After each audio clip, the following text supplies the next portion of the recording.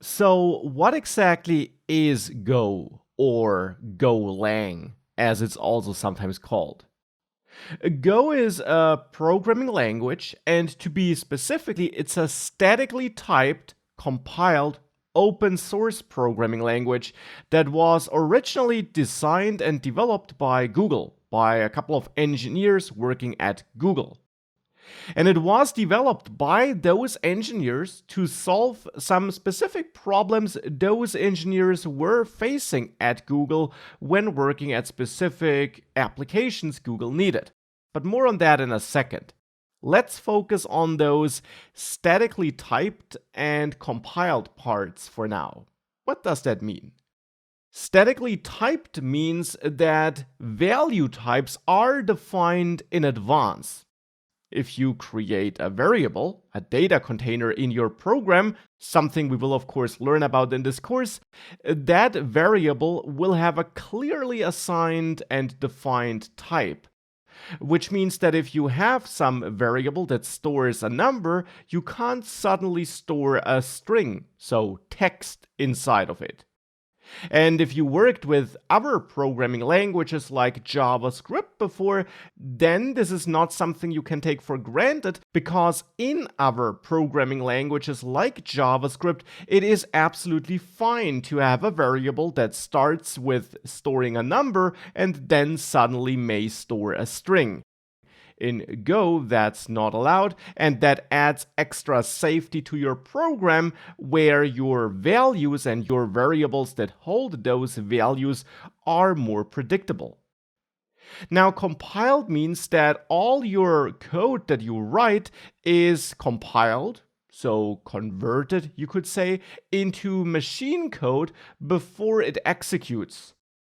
And that's also not something that necessarily happens in every programming language, because there are other languages like JavaScript again, which are actually not compiled ahead of time, but which instead are converted into machine code right when they are being executed. So when your code executes. So it's compiled on demand, you could say. And compiling it ahead of time, which is what we do with Go, can increase the overall program performance because it's not happening whilst your code is executing.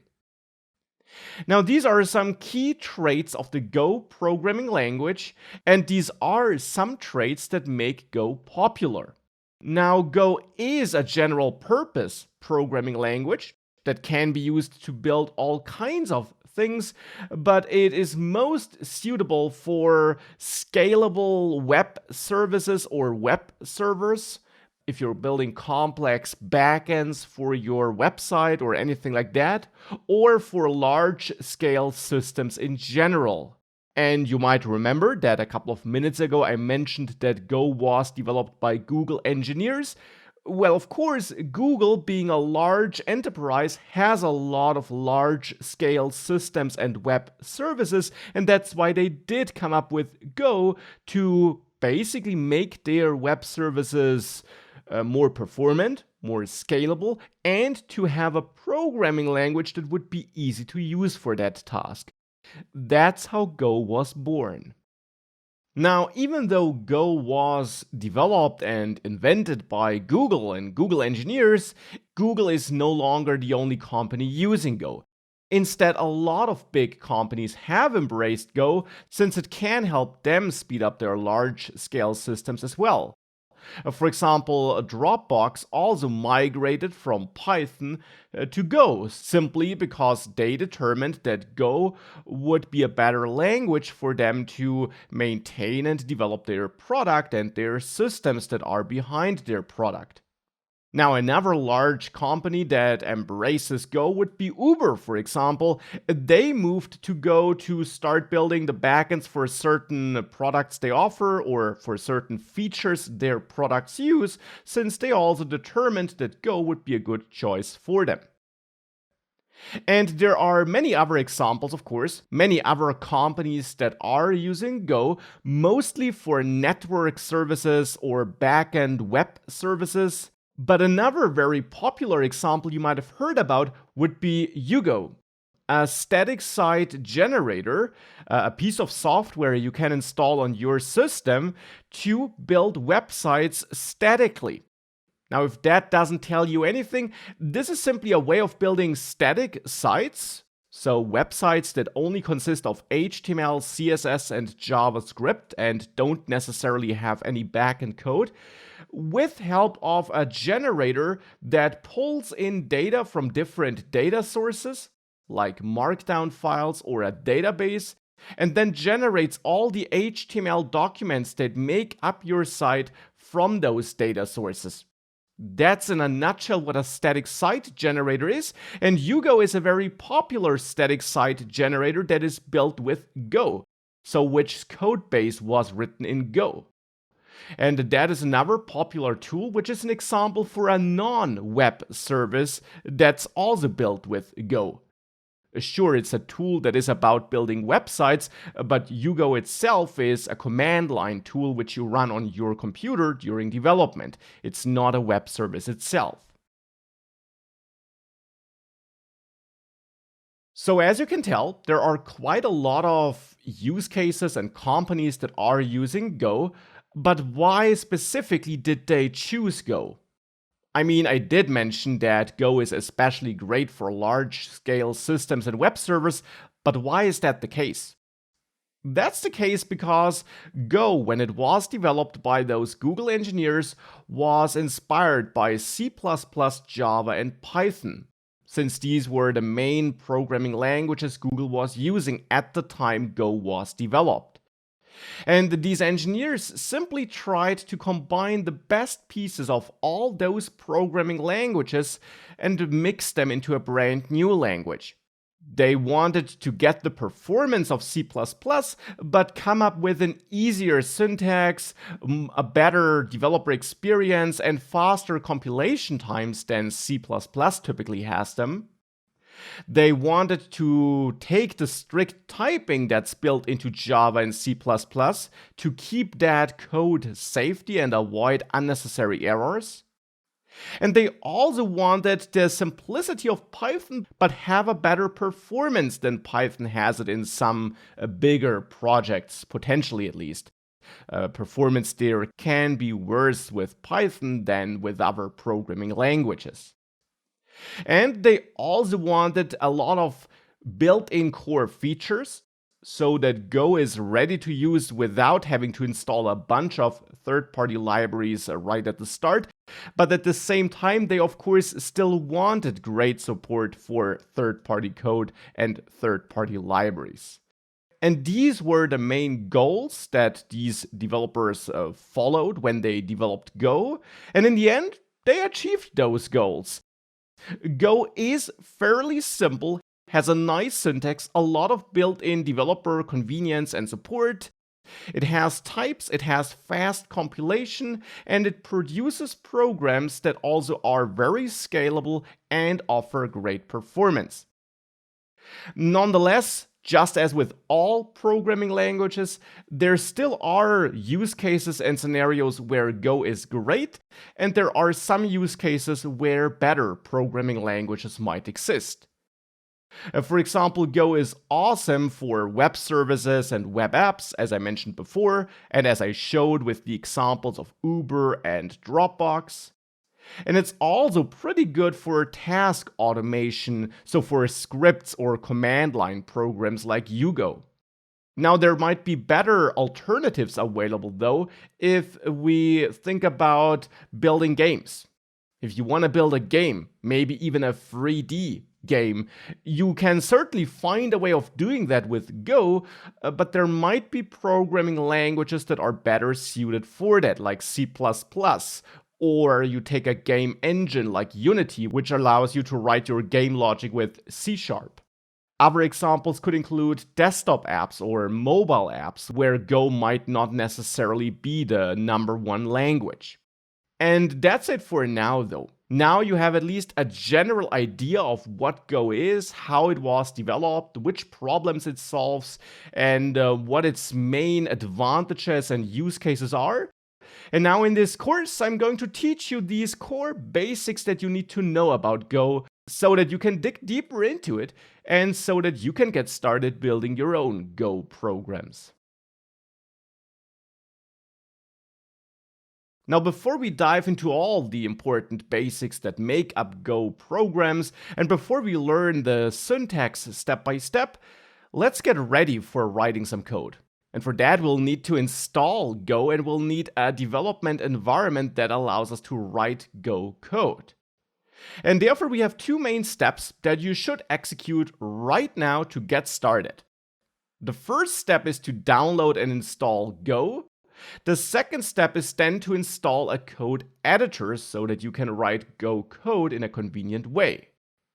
Now, there are many available editors, and if you have your favorite editor already, you can of course stick to that. But if you don't have that, my strong recommendation is that you give Visual Studio Code a try. It's a free editor, an amazing editor, super fast and super extensible. And you can write Go code with that editor as well, especially if you installed the Go extension. We're going to do all these things over the next minutes now. Now let's start with installing Go, the language itself. And when I say install Go, I mostly mean that we install the compiler and all the built-in functionalities Go ships with on our system so that we got all the tooling to compile our Go code and run it. Now for this, you can simply Google for Golang to find golang.org, or you directly enter that address in the browser. And on golang.org, you can download Go. Now, as it says here, Go is available for macOS, Windows, Linux, and more. And I'm on a Mac here, but if you are following along on a Windows machine or a Linux machine, that will also work just fine without any issues.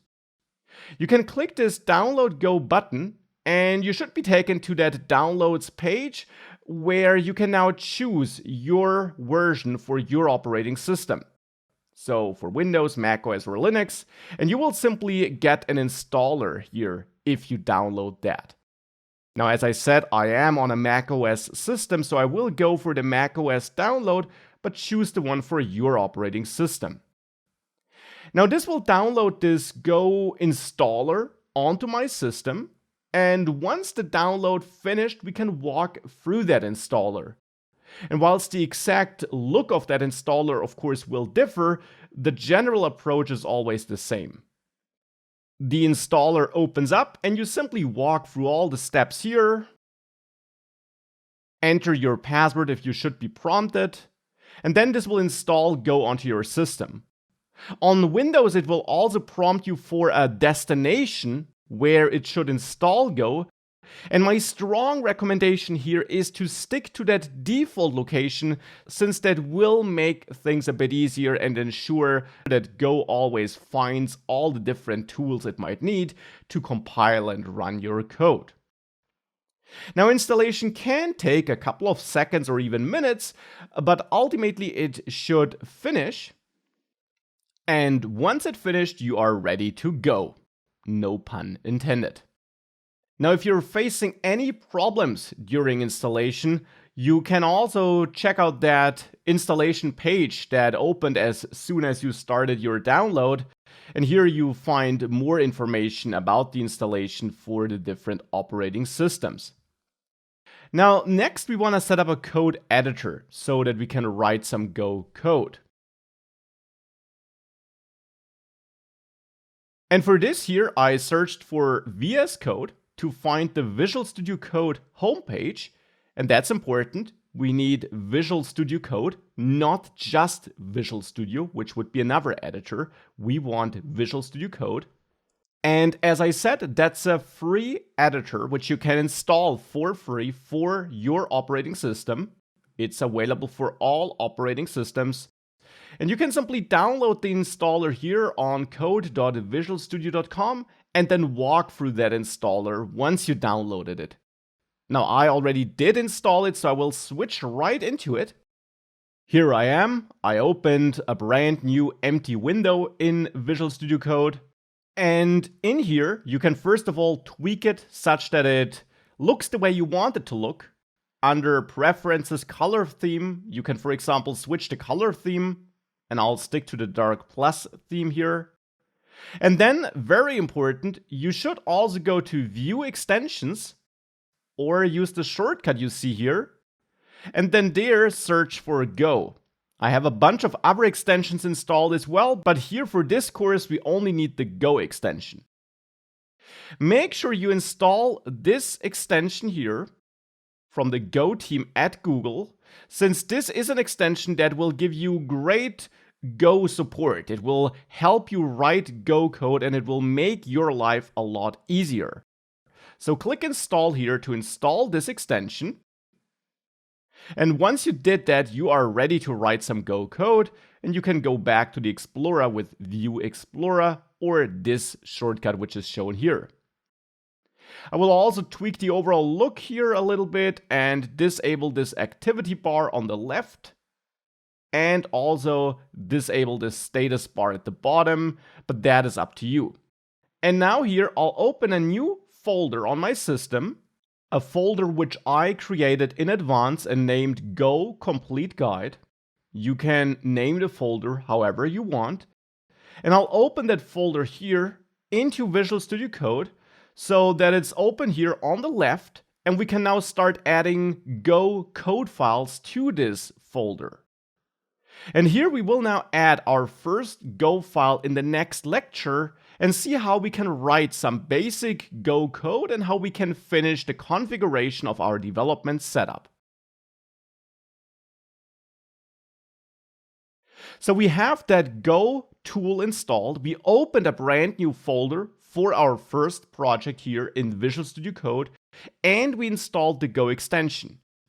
Now in here we can create a new file, and I'll name this file firstapp.go. The name is up to you though, but that's the name I will go with here.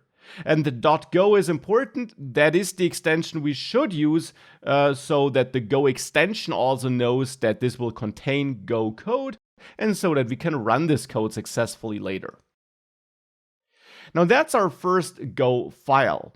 Now once you create that file, normally the Go extension should open up a little helper window, and it asks you whether you want to install the Go PLS command.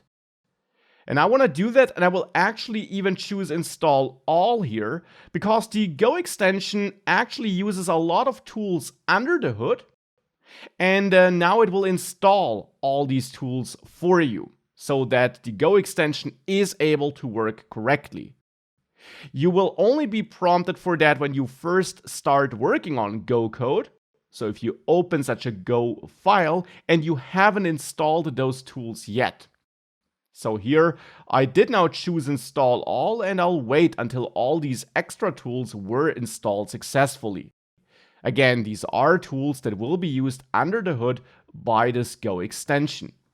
Once it's done, you should see this little success message here, and you can then close this extra terminal that opened up here. You can then also learn more about the Go extension here with help of that window that opened up, but I'll not do that here, but just close it instead. Now, if you did not get that install pop-up, which I got a couple of seconds ago, you can always go to View Command Palette, or use the shortcut for that, which is Command-Shift-P on macOS or Control-Shift-P on Windows. And here choose Go Install Update Tools. Simply type Go Install and you should get this option here.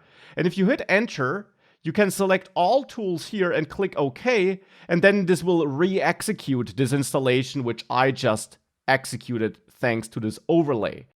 So that's another way of installing all those tools.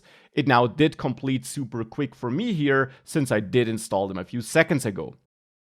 Now it's a good idea to run this command from time to time, since some of these tools sometimes update, and to ensure that you always get the latest version of them and that everything works correctly, installing these tools again from time to time is not a bad idea.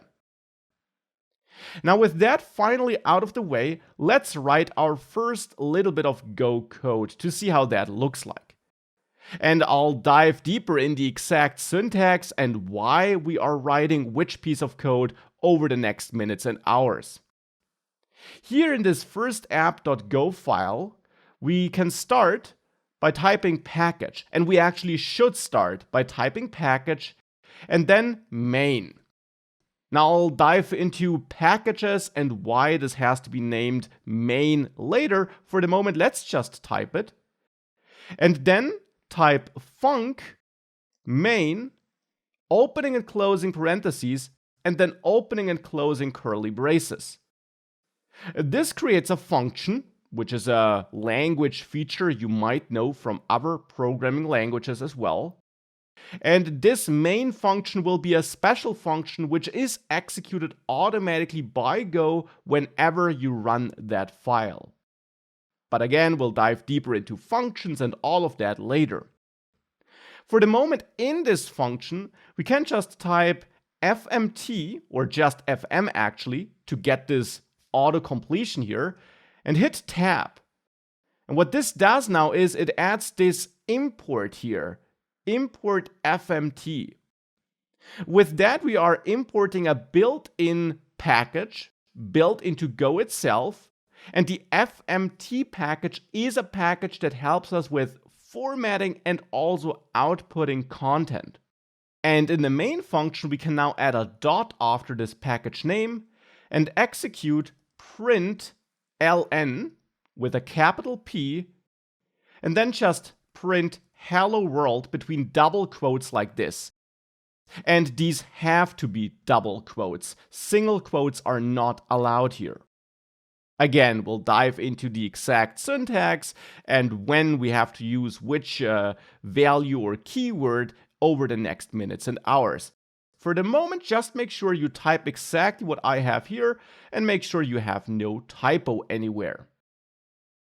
With that, we have our first little bit of Go code.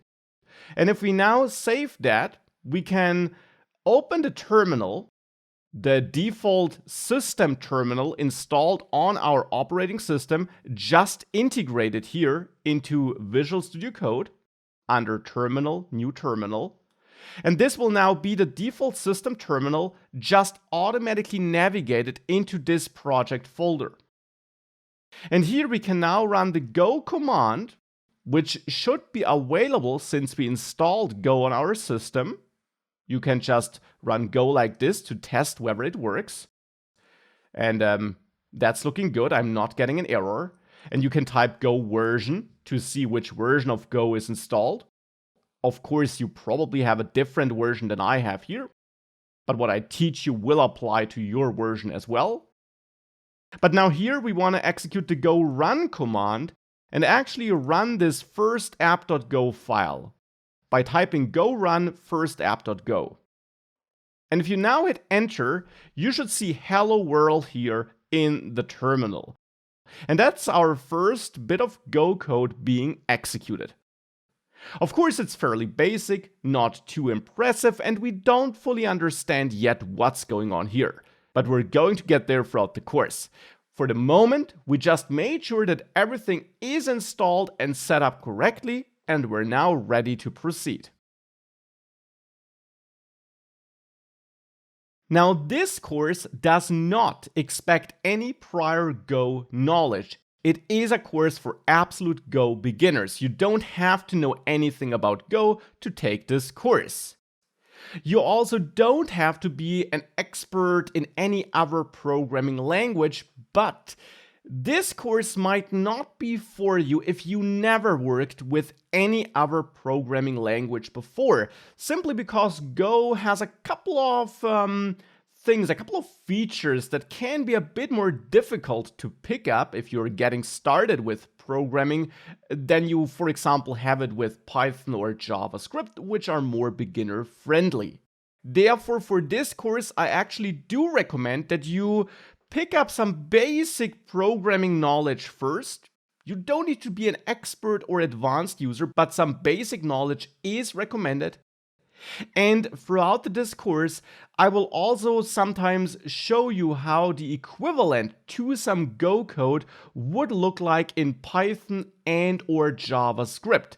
Not because you need to know Python or JavaScript for this course, but simply because I know that a lot of people will start with Python or JavaScript development, and if you are then taking your next step into Go, it might be helpful to see how some code would look like in Python or JavaScript.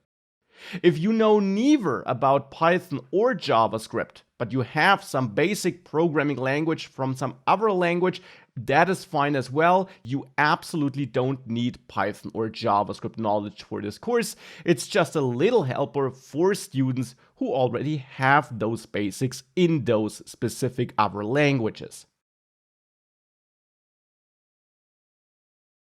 Now that we got a first look at Go and we got a first idea of what Go is, let me briefly talk about this course. What will you get out of this course? What can you expect from this course? This course will teach you the core fundamentals of the Go language, and we'll dive into all these core features in depth, step by step. And as mentioned in the previous lectures, you don't need any prior programming knowledge to follow along. It will help you, but it's not required, and you definitely need no Go language knowledge. Instead, we'll dive into all these core fundamentals step by step, and we'll dive into concepts like values, variables, data types, and working with Go modules and packages. We'll explore functions, splitting our code in functions, passing data between functions, and handling errors. We'll talk about a concept called pointers, and then also dive into more complex data structures like arrays, maps, slices, structs, and we'll also learn how to control code execution with control structures. I can only recommend that you simply have a look at the full course curriculum, since you see all the content there, and you will also always see if something gets added or something changed there. Now, I also won't just teach all these topics in boring theory, but instead you'll get all that theory, though hopefully not boring, but you will also get plenty of exercises and tasks and demo projects, small dummy projects which we'll build throughout this course to show you how these different concepts are applied in real use cases. And at the end of this course, I also have a complete course project for you where we build a little mini game and where we basically then combine and apply all these topics that are covered in the individual course sections. And that's what you will get out of this course and how this course generally is structured. Now, I don't just want to ensure that you know what's in this course, but I also want to ensure that you get the most out of this course so that you can really take this course in the best possible way. Now, of course, everyone's different and everyone learns different, and therefore there is no simple blueprint that can be used by everyone. But there are a couple of things you might want to take into account or simply keep in mind. This is a video on demand course, so of course you should watch the videos and you should typically watch them in the correct order. So simply video after video in the order you find in the course curriculum. You can of course skip videos or sections if some concept is already clear to you or you're not interested into it right now, but generally all the topics in the course build up on each other.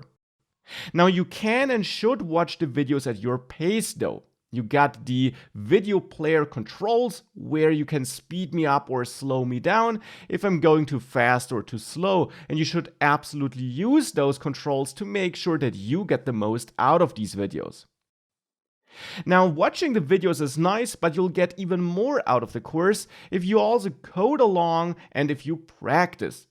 There are many exercises and tasks in this course. I often will prompt you to try something on your own, but even if I don't prompt you, even if there is no explicit exercise for a certain topic, I strongly recommend that you sometimes pause a video and try out the next steps on your own, or maybe after completing a course module, you try rebuilding the demo projects or exercises shown in that module without watching the videos again. So definitely try doing these things and code along to get the most out of this course and to get the most out of these lectures. Now, when coding along and when doing exercises, you will sometimes run into errors, or you might have code that doesn't produce the same result you see in the videos. That's why I attached code snapshots to every course section. In the last lecture of every course section, you will find a link to GitHub where you can find different code snapshots for this module. More information on that can also be found in the next lecture where I explain how to use these code snapshots. But generally, you can dive into my code snapshots there and then use them to compare your code to mine and solve any code-related issues.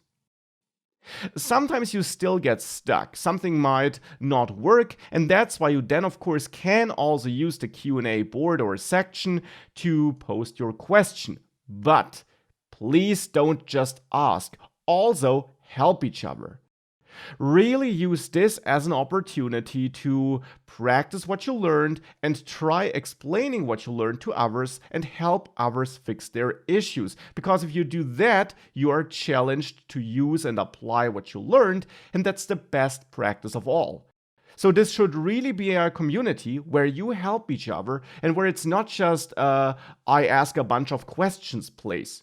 Of course, you can ask if you're facing problems, but also use it as an opportunity to interact with others. And that's how you should get the most out of this course, and therefore we are now ready to really dive into Go and into all these fundamentals.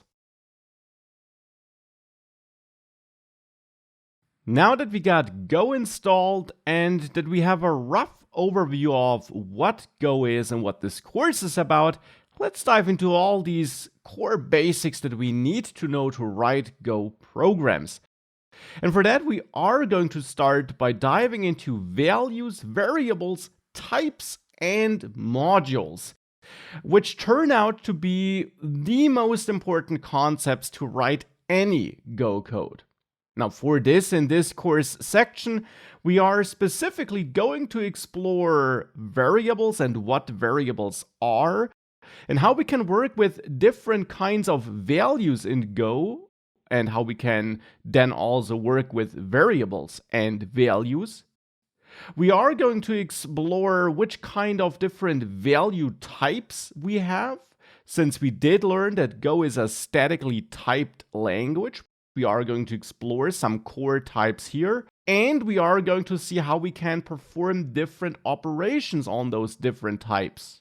And in this module, we are in general going to have a look at the core syntax that makes up Go programs, and we are going to explore the concepts of modules and packages and what that means for us. Now for that, I'm back in this first Go program, which we wrote in the previous course section.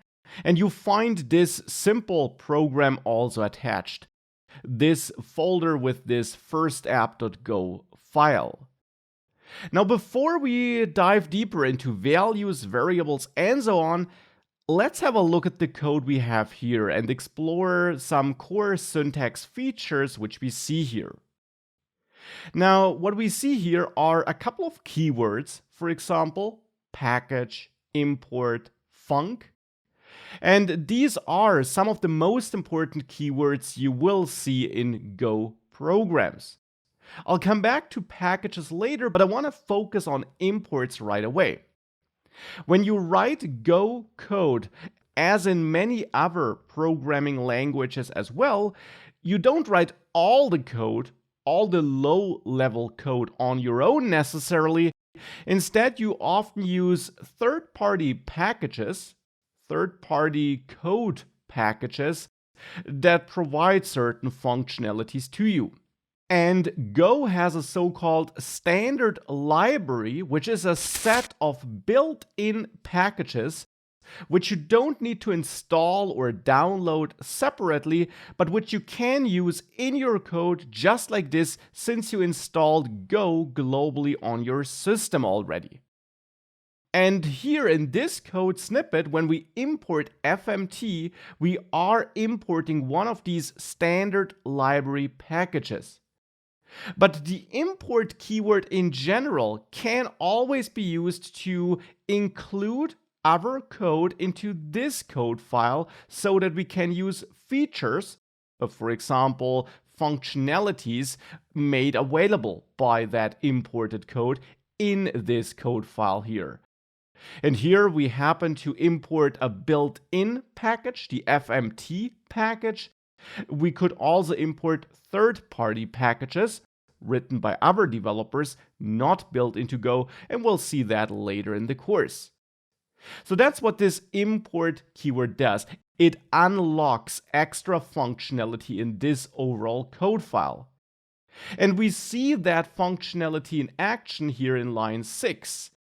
We use that package here, the FMT package, and then in the end we execute a so-called function that's made available by this package. In this case, the println function, which stands for print line, which in the end just outputs some content into the terminal and then enters a new line thereafter. That's why it's called print line, println. It reserves a full line in that terminal to output that content which we have between these parentheses here. Now, before I take a closer look at this content, let's take a look at this func keyword. This is a keyword which is used to create a so-called function, and we are going to dive into functions later, but in the end it's a code block that will be executed once this function is called. And we will also see how we can call functions later. We basically already see it here in line 6, where we call this println function. We call a function by adding parentheses thereafter. But this main function is actually never called by us, but instead main is a special function name which we can add in our Go files. And it's this function which will be executed by default when we execute this file with Go, which is what we do when we run go run and then this first app.go file name. If we do that, if we execute this file with Go, Go will automatically look for a function named main and execute that function for us. And that's why we see hello world in the terminal here. Now, if you're coming from other programming languages, there are certain conventions you might know from these languages, which you might see here as well, or which you might not see here. For example, in some programming languages, you have semicolons at the end of every line, and you can add those in Go as well. Technically, you actually even have to add them. And nonetheless, the convention is to omit them. Why? Because during the compilation, Go will add them for you. It's a simple extra convenience so that you don't have to add them yourselves, and therefore it is the convention not to add semicolons at the end of the line. Instead, we omit them and Go will add them behind the scenes during compilation, so to say. Now, how does Go add them? Basically at the end of every line, you could say, unless we have something like this, where we have a curly brace opening up in line 5. Now, because Go adds such a semicolon after every line, you, for example, can't write the main function like this. This would be allowed in some other programming languages, and it might even be the convention in some other programming languages to have the opening curly brace in a new line, but it's not the case in Go. As you see, the file name turned red, also here if I open that side menu, and that indicates that there is an error in this file. And we do have red squiggly lines here in line 6, and if we hover over that, we see that there is an unexpected semicolon or a new line before this opening curly brace. And keep in mind what I just said. Go automatically adds a semicolon when it compiles this code whenever a line ends. So Go behind the scenes does that. It adds this semicolon. And then this opening curly brace simply doesn't belong to this function anymore. So in Go, we actually should have that opening curly brace in the same line as the function definition with this func keyword. And that's just something to note about this syntax. Another thing to note is indentation. In Go, we indent by hitting the Tab key. And if you have that Go extension installed here in Visual Studio Code, it should automatically indent this correctly.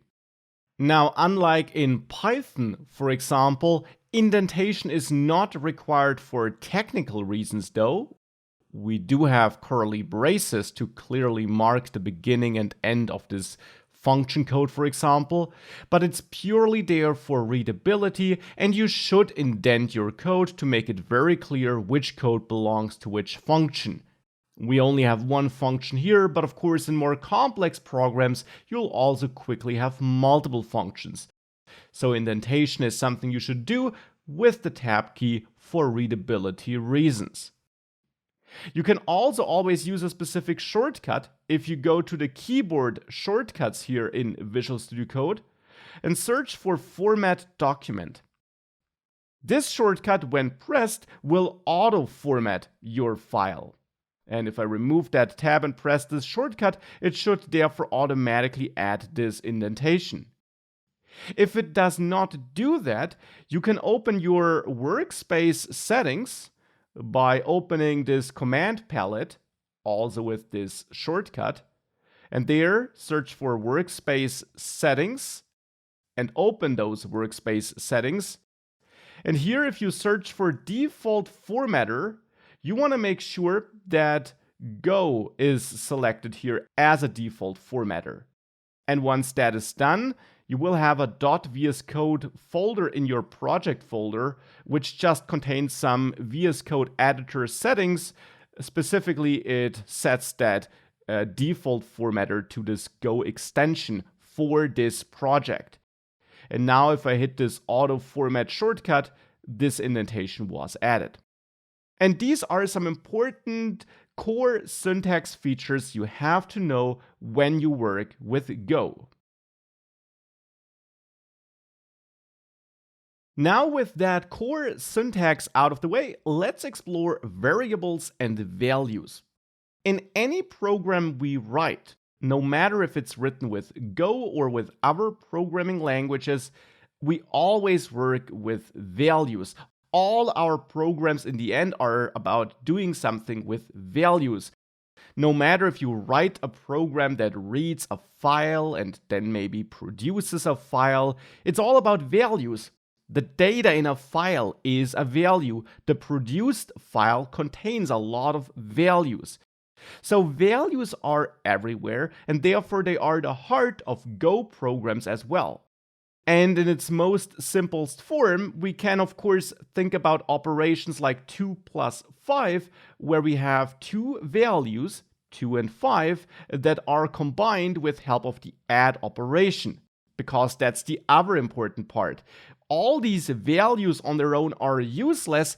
Our programs become useful because we then do something with values. We read the values in a file. Reading, that's the operation we do then. And we might do that to then transform the values. Here we are adding two numbers together. So these are operations which we perform on values. And hence values and operations are super important in any programming language, and Go of course is no exception. But most of the time, you don't just use values once or in one line only, but instead often you want to store values. And for that you have variables. Variables are data containers for values, and you can use them to store a value so that you can use the same value in different lines of code simply by using the same variable that holds a certain value over and over again. You can use variables to store results or intermediate results. And you can use variables in operations and possibly also reassign values to variables. That's why it's called a variable. The value stored in a variable isn't set in stone. It can change, and you can store a new value in an existing variable. Now, this might be all super trivial for you if you already have some programming experience, which is, of course, what I do recommend for this course. Nonetheless, it is super important to be aware of these basics to understand how programs fundamentally work. Now, with that knowledge, let's come back to this code. And in this code, we actually already see a value and an operation. Can you spot it? Well, hello world is a value, it's some text, and our program is doing something with that text. It's outputting it in the terminal with help of that println command, which is built into the FMT package. So println is the operation here, so to say, outputting something to the terminal, and hello world is the value here, which we are using. Now, this value is of a specific type, because you must not forget that Go is a statically typed language, which means we typically have to announce ahead of time with which kind of type we plan on working, and we also do have the concept of types in general. So different values have different types. And there are different kinds of types supported by Go, and here are a couple of key value types which you'll see over the next minutes and throughout this course in general. For example, we have the string type, which you most likely also know from other programming languages. Strings are about plain text, so a string is simply some text which you're working with. An example would be hello there, or why, or as we have it in our example, hello world. This is a string. Another very common type is an integer, a number in the end. An integer is a number without any decimal places, so a number like -10 or 151. And actually, Go supports different versions of integers, longer and shorter ones, positive ones, and possibly negative ones, but int is the most versatile version of that integer and the most common one, therefore. It's very generic, it supports big numbers as well as small numbers, and it supports negative as well as positive numbers. Now, there are more types, but let's focus on these two for the moment, and let's also see how variables are then created and used in Go.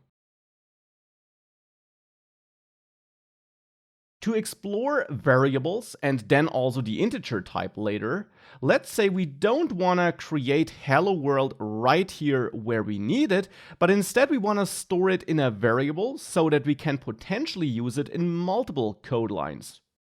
Simply because maybe we want to output it twice. Of course, we can just copy and paste this line of code, but then we have the same text twice.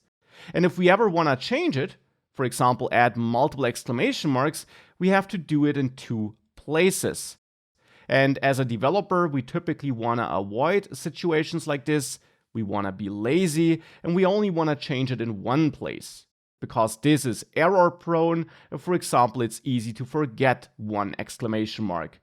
Which in this case here, of course, won't change much, but still it's technically not the same now. That's why we might want to use a variable. We can then store this value in a variable and then use that variable in two different places, but the value is then only created once. And to do that in Go, one way of creating a variable is to use the var keyword, another keyword built into Go. After the var keyword, you define the name of the variable you want to create. And that name is up to you as long as it does not clash with other keywords or packages you might be importing. So here, for example, we could name this greeting text. Now, one word about the naming convention. As you see, I'm writing it like this. This notation is called camel case. And this is generally how you want to name your variables, though it's also not uncommon to start with an uppercase character, and therefore the official naming convention is actually not camel case, which has a lowercase starting character, but mixed case, which has either a lowercase or an uppercase starting character. And this notation with an uppercase or lowercase starting character will become important later again once we talk about modules and packages again. Though you should pick a name that describes the value that will be stored in the variable ultimately. The variable name should be descriptive and explain which kind of value will be inside of that variable. For the moment, I'll go with a lowercase g and name it greeting text. You should not have a white space in there. This would be an error, as you can tell by the red squiggly lines. And you should also not use underscores or dashes. That's all not supported and allowed. You should use this notation instead. Now, after the name of your variable, you then have to define which type of data should be stored in there. Because always keep in mind, Go is a statically typed language, so you have to announce ahead of time which kind of data will be used in a certain operation or will be stored in a variable. And you do define the type of that variable by then adding that type after the variable name.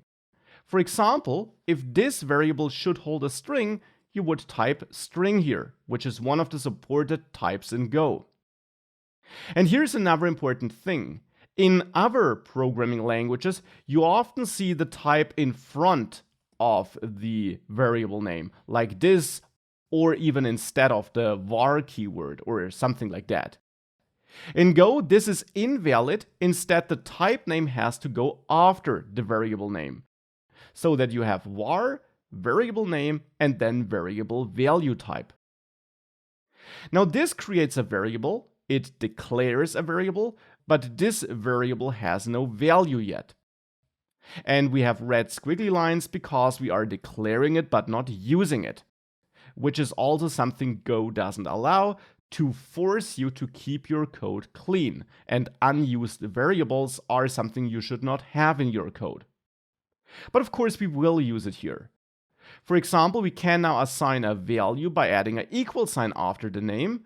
And then we could grab this hello world text, cut it down there, and assign it here. Now greeting text holds hello world. We still have the red squiggly lines because even though I'm adding a value into this variable now, I'm still not doing anything with that variable ultimately. Just storing a value still doesn't justify having that variable. But now we can use that variable down there in println. We can refer to greeting text down there, and now you see the error is gone. Because now this variable gets used in this println operation. And println, as a side note, is an operation that works with any kind of values, including strings. So that's why everything here works. And now we can use that same variable in two places. We can also use it here in the second println call. That's the idea behind the variables. If we now save this and we open this terminal again, if we again run this first app.go file, we see hello world twice, and we see of course exactly the same text because we are using one and the same variable. Still, this is only one way of defining a variable, and arguably it's a pretty long one. What we do here is we first of all create the variable without a value, and then we assign a value at a later point of time. And sometimes this is what you need in your code. For example, if you need to create the variable in front of some other code where you then decide which value should be stored dynamically. Not what we have here, but what we could have in other programs. Now here, this is too long though. It's unnecessarily long because we assign a value in the next line after creating the variable. So whilst this works, we can use a different way. So we can comment this out by adding two forward slashes. This creates a comment, and commenting out simply means that this code now is still there for us to see, but is not having any effect anymore. And I can show you an alternative, a slightly shorter one. We can also create a variable like we did it before, with the name and the value type, but then we store a value in the same line where we declare it. This is now a bit shorter because it's one line instead of two lines. And that, therefore, is arguably better. But even that can be shortened. If you instantly assign a value like this, then you can let Go infer the value type. At least very often that is something which you can do. And for this we have a third syntax, which is the most common one for many use cases. You can also create a variable without the var keyword, just by defining the name.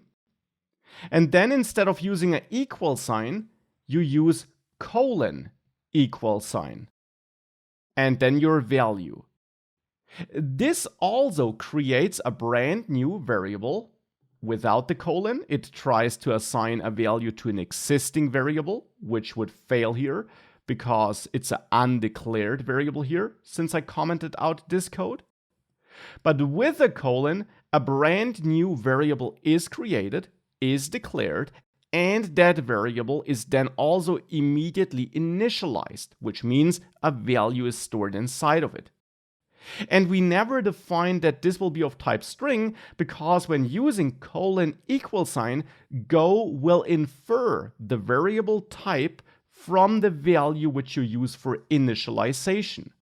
So here we store a string initially, hence Go infers that greeting text will be of type string. And you can see the inferred type if you hover over this variable. Here you see that string was the inferred type. And now with that, if I save this, I can still execute this code as I did before, with go run first app go, and I get the same output as before, but now we have the shortest possible syntax. I still showed you the two other approaches because sometimes you also need those. And you'll see examples for when you need those a little bit later, once we have more advanced knowledge about Go. Now, I did mention that we don't just have strings, but we also have integers. This int value type, which we use for representing numbers. And sometimes we want to work with numbers. Now, in this basic example, we just have a text. But let's say we don't just want to output hello world, but for some reason also a number. For this, I could add my lucky number variable, and again use this shortcut for creating and assigning a variable and inferring the type in one go, which is colon equal sign, and then enter my lucky number, which could be 17. I don't have a lucky number, so I picked any number. If this is unlucky number in some region of the world, for some reason I do apologize. I just picked any random number that came to my mind right now. Now, lucky number is inferred to be of type int, as you can see here, and we're getting an error because we are creating it but never using it. Now, that's something we'll fix in a second. For the moment, we just see this int type in action here. Now, we can output it here, for example, by again using fnt dot. And now you see I'm getting some auto-completion here, println, and then here we get also some information here in this pop-up about this function, this command which we are executing here. You can close it by hitting the escape character. And I will now pass lucky number to println. And as I mentioned, println works with almost any value type, and therefore we can also pass in an int. And if we save this, hopefully unsurprising, if I open the terminal again, if I execute go run first app.go, we see hello world twice and then 17. So that's also working. And that's how we can create an integer. And as I said, it would also be an integer if it's a negative number. It's still an integer. Integers can be negative and positive, and we can also have very large numbers here. That would also work. If I now execute this again, we see that large number being output here. There are some limits at some point, but typically all those numbers you work within your programs can be represented. Here I'll go back to 17. Now, it's nice that we have integers, it's nice that we have strings, and we see some operations in action already, but especially with integers, with numbers, you also often want to perform mathematical operations.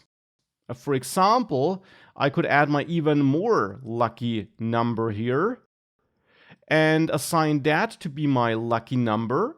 And here we're doing something we haven't done before. I'm using another variable on the right side of this declaration and assignment operator here. So on the right side of colon equal sign, to create a new value, which will be stored in this variable based on some other variable, lucky number.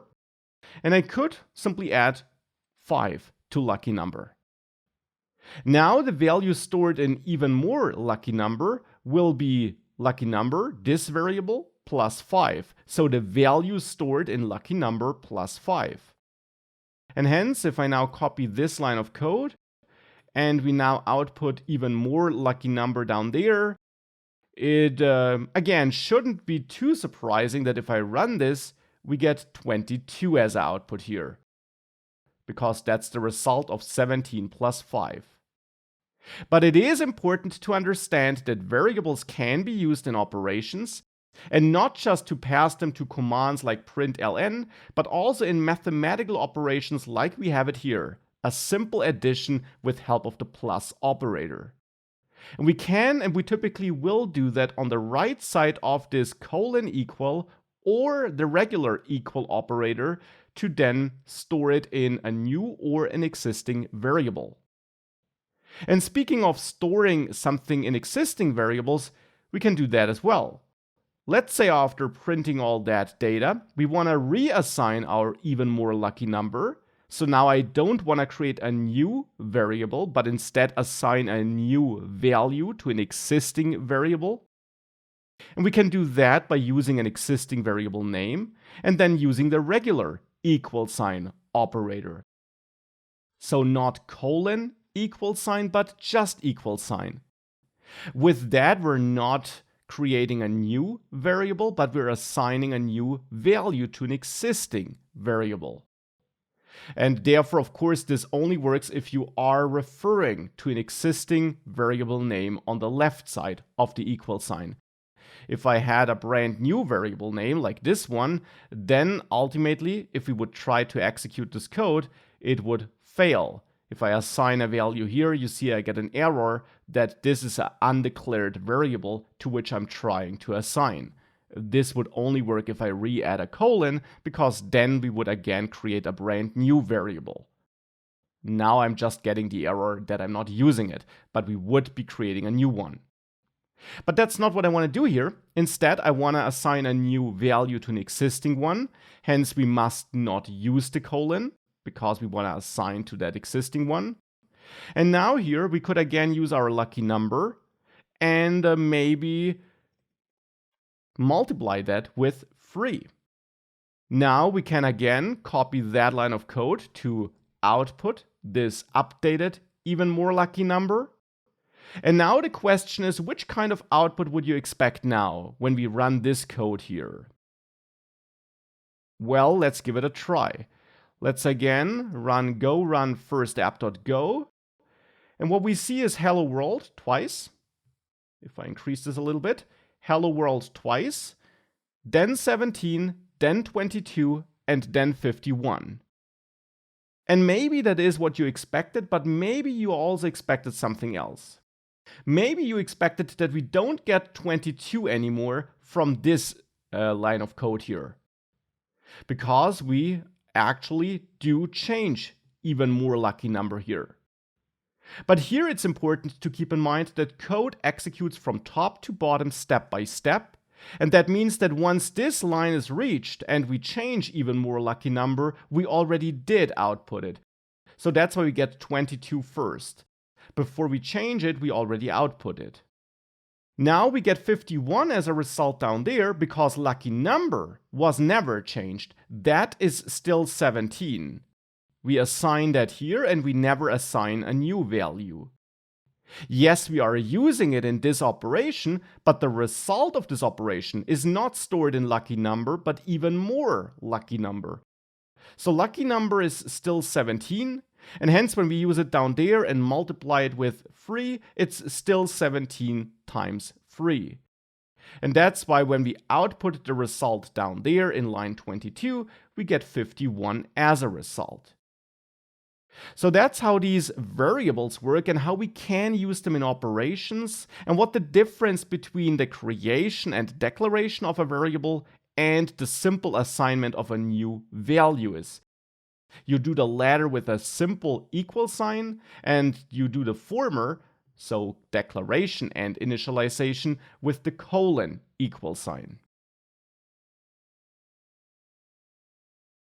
Now, before we dig deeper into variables and different values and value types, I want you to practice what you learned up to this point, because we will need all these fundamentals, all these core concepts throughout the entire course and in general whenever you are working with Go. So here's a little exercise for you. Attached you find this exercise 1 zip file, which just contains the instructions text file at the moment, and you should also put your solution code into that folder then, because we'll have more exercises throughout this section here. I simply moved into a brand new project folder here. That's why the previous code we wrote is not here right now. We'll dive back into it in the next lectures. And in this brand new folder which I created, I added this attached and unzipped exercise 1 file. Now, in the instructions text file, you, find the instructions for this exercise. And here I want you to, first of all, in task number 1, create a new Go code file, add a package entry to that file, and add that main function. So basically what we did at the very beginning of this course already, and try doing that without looking at the old code first, but of course do have a look at that code if you get stuck. Now, what you don't need to do here is reinstall Go or anything like that, because of course we do already have it installed. Now, once you're done with that, in task number 2, you should create 2 new variables in that code file. And then these 2 variables should hold your first and last name. And hence you should choose appropriate names for these variables, following these conventions which I mentioned before. And you should of course then store your different names in these variables. And you should create those variables in 2 different ways, because you learned about various ways of creating variables in this section up to this point. And you should use 2 of these ways for creating these 2 variables and for storing your name values in them. In task number 3, you should then output these variable values in the command line with help of a built-in package, which we also used before in this section already. And then also run your code file as we did it multiple times in this section already, so that you can see the output in the command line. And if everything works, you should see your 2 names in that command line if you output these 2 names there. Now in task number 4, you should add 2 other variables, so 2 additional variables. 1 variable that holds the current year in which you're watching this course, and 1 variable that holds your birth year. And then you should again create these variables in 2 different ways, so just as in task number 2. And you should of course make sure that the correct value type gets used. And again, of course, also pick fitting names for these variables. In task number 5, you should then use the variables you created in task number 4 to calculate the difference between these 2 years. So basically to determine your age. Now, the age, of course, is not necessarily perfect if you just look at the years and don't look at the months, but it is good enough for now. So just calculate this pseudo age by subtracting these years from each other. And then store that age in a brand new variable, which you should also give a fitting name. You can create the variable however you want, and output the result, so the value of that variable, in the command line. In task number 6, you should then overwrite the value stored in that current year variable you created in task number 4 with the current value that's stored in that variable plus 1. And this is something we haven't done in exactly that way yet, but we learned about all the building blocks you need for that. So try reassigning a value to current year, which is the current value plus 1. And you should really calculate that next year and don't just overwrite the value stored in current year. You should reassign a value to that existing variable instead and calculate that next year. And then repeat step number 5. So calculate the age and reassign the new age to that existing age variable, and then also output that new age in the command line. And don't change any code you wrote before, really just reassign values to existing variables. Now, these are my tasks for you to practice what we learned, and definitely try all these tasks and steps on your own first, but then also have a look at my solution to compare yours with it and to see how I solved this. So, did you succeed? Let's now do this together. And for this, I'll first of all create a new Go file in this exercise 1 folder, as instructed here in task number 1. And I'll name it exercise.go, though of course the name is up to you.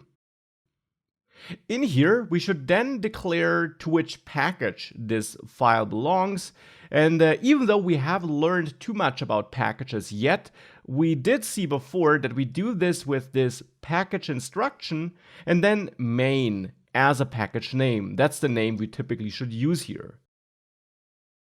Then we can create this main function by using this func keyword and then main like this. And this is the main function that will be executed by Go if we execute this code file. And with that, we already solved task number 1. Now in task number 2, we want to create these two variables, and we should create them in 2 different ways. So therefore here I'll start with first name, and I'll pick first name as a variable name because that's very descriptive of what's stored in the variable, and it uses this camel case notation. And I'll use this shortcut with := to store my name as a string like that in that variable. And then I also want to create a last name variable, but here I want to use a different way of creating it. And hence I'll use var last name, make it clear that this will hold a string, and then assign my last name here like that. And we could also omit the type assignment here if we wanted to, since I immediately assign a value, then Go is also able to infer the type just as it does it here with the shortcut. But of course, there is a slight difference to this syntax because here we also have the var keyword. But still, now we have the last name variable as well. With or without the type, I will re-add the type here. Now that was task number 2. And with that, we can now move on to task number 3 and output the 2 variable values in the command line and then execute our code file. Now to output something in the command line, we saw before that we need this built-in FMT package. And here in Visual Studio Code, you can therefore just type FMT and hit tab, and this will automatically add this import as well. Of course, you can alternatively also enter this import statement manually. Now on this FMT package, we learned about this println command here. starting with a capital P, which we can execute. And here I want to output my first and my last name. So here I'll output my first name, and then I'll copy that and also output my last name. As a side note, you can also output multiple values in one and the same statement here. That would also work, but here I'll simply run the command twice with the different names. And with that done, we can now run this code file, execute this code file to see whether that works. For that, I'll open my terminal, and this is now by default navigated into the project folder. Now, since the Go file is actually in a subfolder here for me, I will first cd into that subfolder with cd exercise 1. And now that I navigated there, I can again run go run and run exercise.go like that. If I hit enter, indeed I see my two names being output here. So that is now task number 3 solved. In task number 4, we should now add these year variables, and therefore I'll do that as a next step here. And here I have the current year, and again, current year written like that sounds like a fitting name to me, describing what will be stored in the variable and following that naming convention. And at the moment for me, this is 2021. And that's therefore the value I want to store, but with that colon equal sign shortcut to declare and initialize the variable in one step. Now again, as before, we should create it in different ways. And therefore, I will now also show that third way, which I showed you before, where I first of all declare a variable, let's say birth year. But then I just set the value type and I then assign a value in a separate line. Now for that, we need to find out what the value type should be. And since the years here are numbers without decimal places, int sounds like a fitting value type.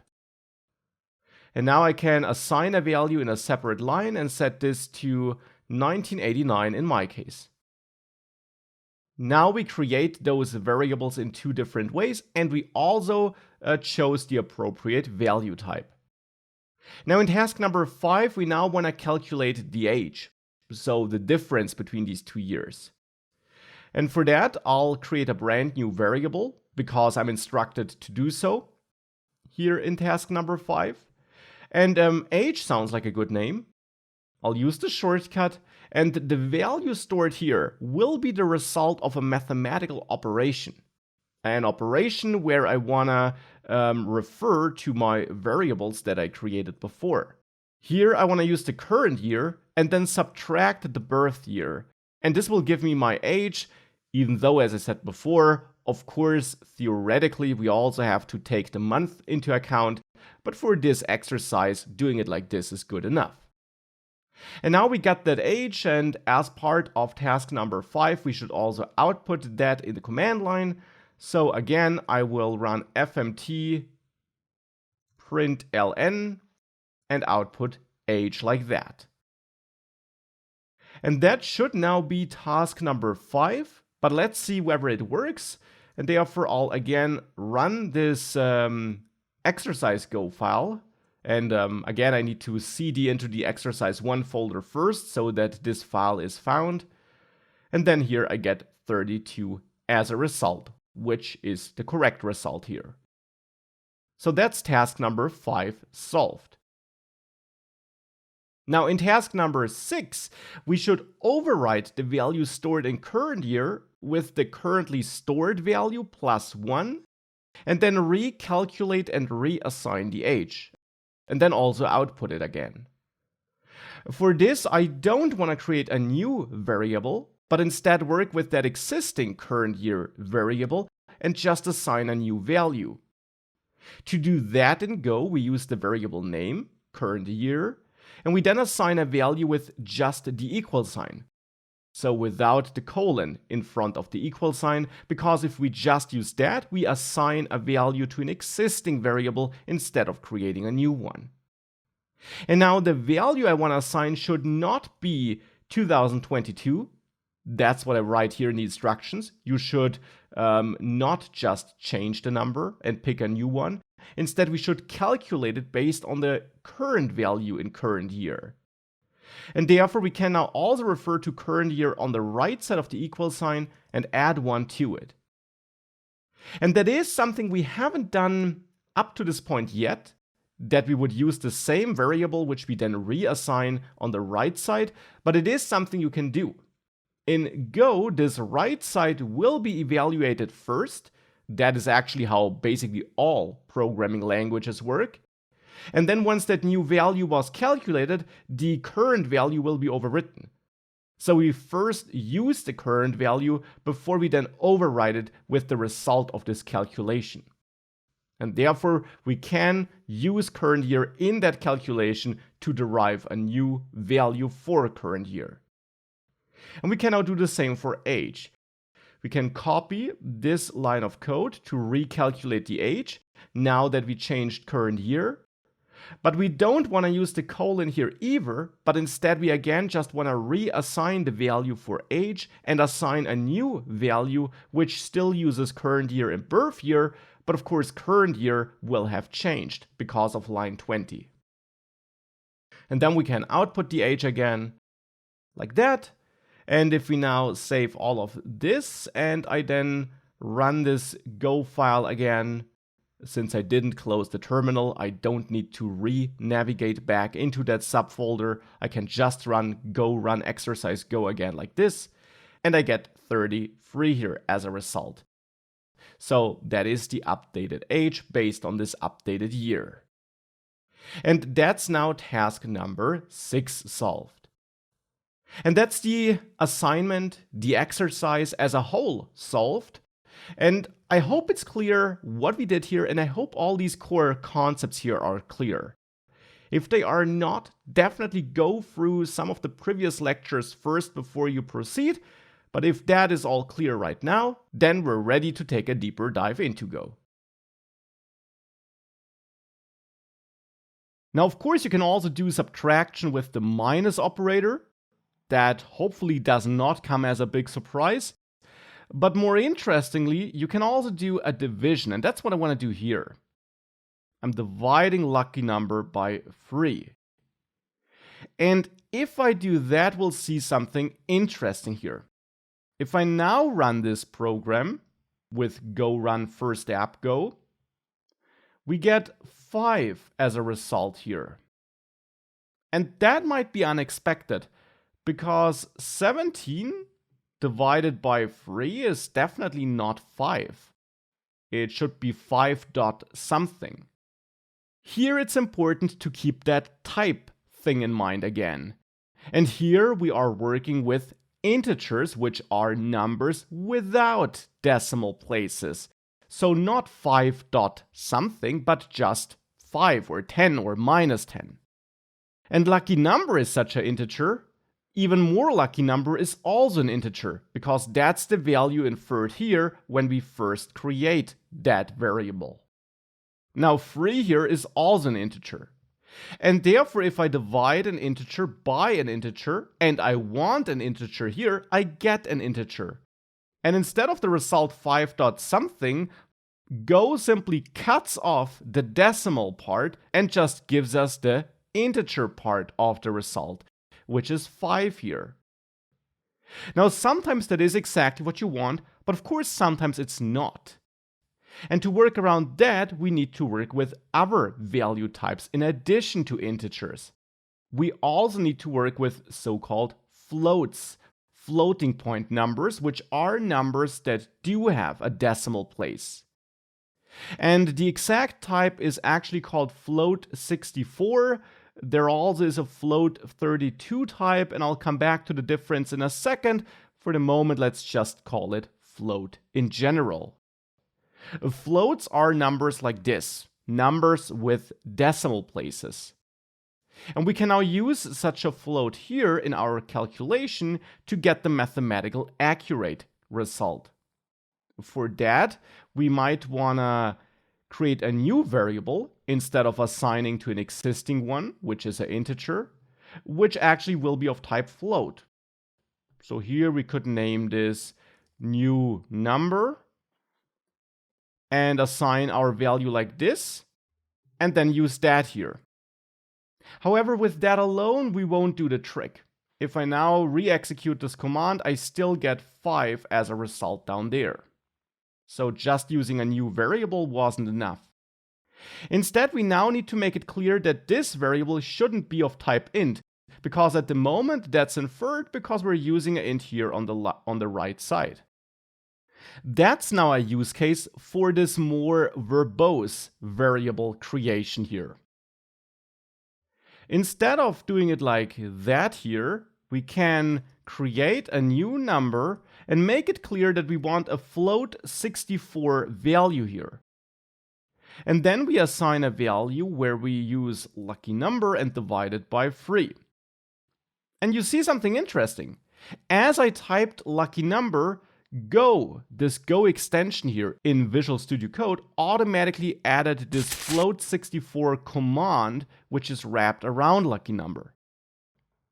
Because if I would type it without that, if I just type lucky number without autocompletion like that, I get an error. And the error is that we cannot use this operation here because in the end this is not a float64 value. Instead, as we saw before, this gives us an integer.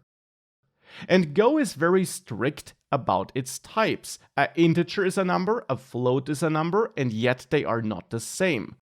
Because floats have decimal places, integers do not. Hence, what we need to do to perform this operation is we need to convert our integer, lucky number, to a float first, and then we can divide by 3. And we do that with the float64 command, which is a built-in command, which we execute like this, with parentheses and our integer passed between those parentheses. And this now converts lucky number, which is an integer, to the same number as a float. So simply with .0000 added after the integer number, so to say. So you could say the number 17 becomes 17.000 and so on. That's the conversion that takes place here. Now we don't need to convert 3 because if you create a value directly in the operation as I'm doing it here, Go is actually more flexible about this and then will convert this to a float behind the scenes. It just doesn't do that for an explicitly defined variable, which was defined as an integer before. For such clearly defined variables, we have to make an explicit conversion. For a number we introduce directly in the operation, this conversion is made implicitly by Go just when it needs it. But with that, we are now performing the same division operation with float values instead of integers. And therefore, if we then save this and we execute this file again, we now do get our float value here, as you can see. And that's the mathematical, more correct value. And this might seem like a lot of talking about simple math, but these are core concepts in Go. And it is especially important to understand that Go is very strict about these types and doesn't allow any random operations or a lot of automatic conversions. Instead, you have to explicit about your types and therefore then also about your conversions. And this is then how we can work with floats in addition to numbers. Just to have this comparison again, in JavaScript or Python, that would be more forgiving. Here we don't have that type strictness, and therefore in both languages we could store a value like this in some variable, which is an integer, and then just make that division.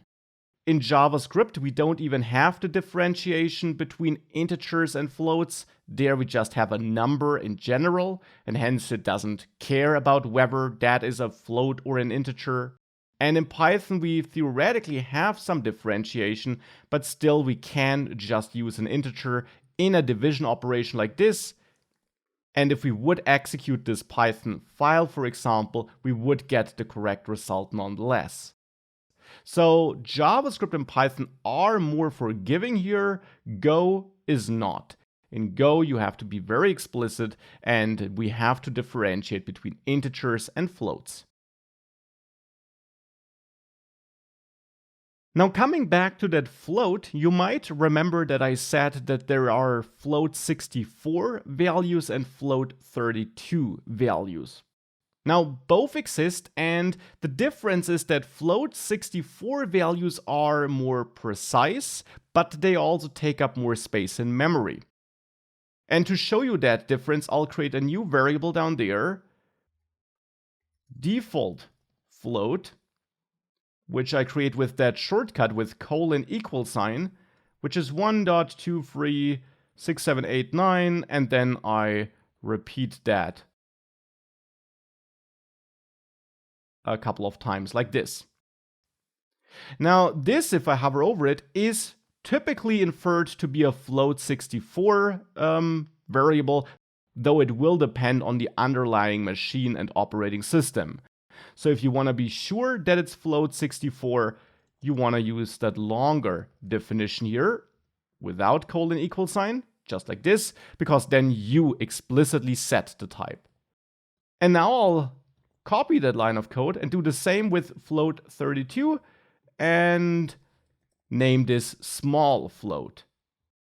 And then I'll just copy that print line command and do that for the default float, and then copy that again and do it for the small float.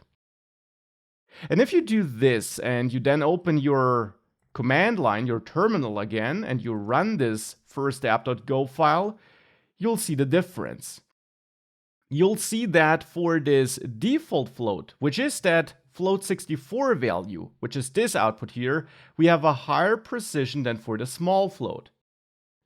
None of the two has this level of precision, but you typically also don't need that amount of precision for your calculations. If you would need it, you could convert it to an integer first and then do your math with that. But you definitely do see that we do have a higher precision for float 64 than for float 32. The latter is rounded and cut off earlier.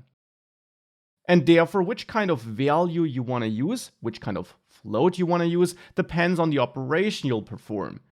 If you only need 2 or 3 or 4 digits of precision, you can go with float 32 and use up less memory. If you need a higher precision, you can go for float 64. Now, as I said, when you use that shortcut for creating a variable with colon equal sign, very often float 64 will be chosen, and you could argue that this is suboptimal since it will take up more space in memory, but for many programs this won't really matter too much, and it's then more convenient to have this higher precision. It can also be quicker on some systems. If you need that last bit of optimization and tweaking, then you could go for float 32 if you only need a limited amount of precision. For the moment, you should mostly be aware of the differences and understand why we do have these two different types of floats.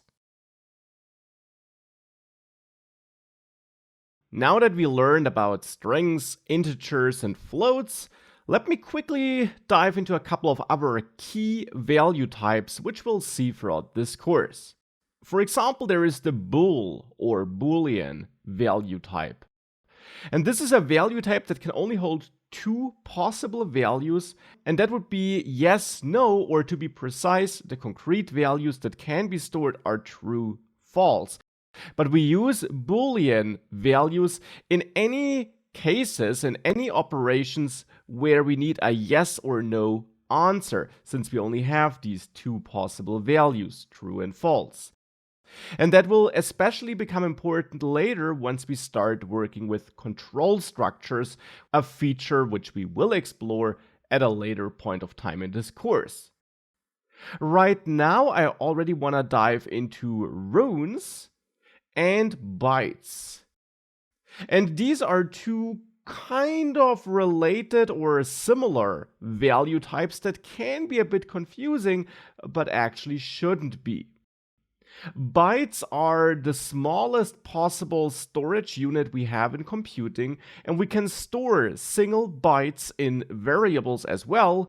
And that means in the end that we can store single characters, single ASCII characters. So no special characters like the euro sign or emojis, but simple characters like A or 9, not as a number, but as text, the character 9. And runes are almost the same, but they can store more characters. So there we're not limited to basic characters, but we can also store emojis or anything like that. And this can be confusing. You might wonder why we even have a byte if we have the more powerful rune type as well, but as it turns out, there are operations where you only work with bytes in the end, and reserving extra memory therefore would be a waste.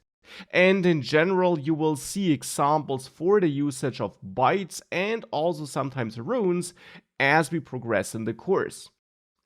Nonetheless, I quickly want to dive into these types right now and show you how they work and behave.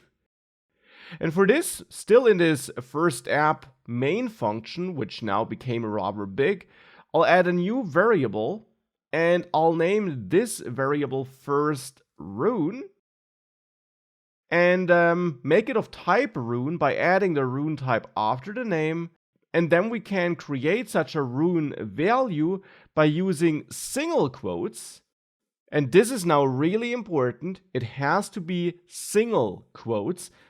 Double quotes are reserved for strings, and therefore for runes we should use single quotes. And then, for example, store A in here, or also special values like the euro sign, for example, or emojis.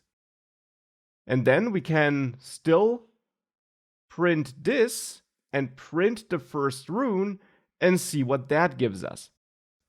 If I now again run this first app.go file here in the terminal, what I'll get here is this number. And that's important. A rune in the end, under the hood, is just an integer. This special character is encoded as an integer. So this integer, 8364, is the unique identifier of this specific symbol, so to say. But in our code, we can work with this symbol, which is more human readable than if I would have stored such a number anywhere. Internally, it is represented as that number, though. That's why we see that number if I output it here. Now, if we want to output it as text, we need to convert it to a string by using the string command, which we wrap around first rune.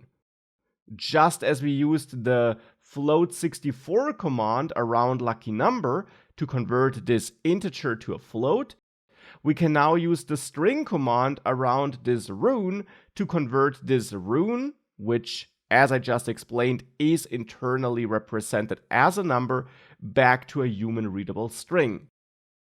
With that, if we would now run this again, we also get the euro sign shown here. And again, I'm totally aware that this can be confusing. It is a type which you will sometimes encounter though, and it is a type which we'll see later in the course again, and therefore I wanted to introduce it here already. Now we also have that byte type, and therefore I'll add the first byte variable and make it of type byte. And there we can also store a value by using those single quotes again. If I now copy this line here and I output my first byte, that should all work. So we can also use the single quotes to create a byte. And if I now run this file, we see 97 here. Just as with a rune, a byte in the end is just an integer number internally, and 97 is the unique identifier of the A character here.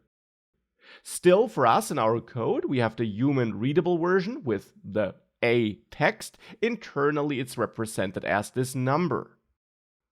Now, the difference to a rune can be seen if we try to store the euro symbol here. Then you see I get an error, even here in the IDE already, in the editor, that this can't be used because it in the end overflows the available range. It's too big to be represented as a byte. That's why we need a rune for more complex special characters like that. Regular text or even numbers as text can be stored in the byte as well though. You typically do encounter this byte type once you start working with files and you, for example, read the content of a file into your memory, and that's therefore another type which you will see as you progress throughout the course. You don't work with runes and bytes that often. You especially don't create your own rune or byte variables that often. Nonetheless, I wanted to introduce them here already. By now, we learned a lot about variables and values and types, and we had a look at all these core types that we should know about right now. Now, before we progress further, I want to come back to the first type we ever had a look at, this string type here, and to string values in general. We explored some math operations, which we can perform on integers or floats, but we can also perform various operations on strings. For example, we can concatenate strings.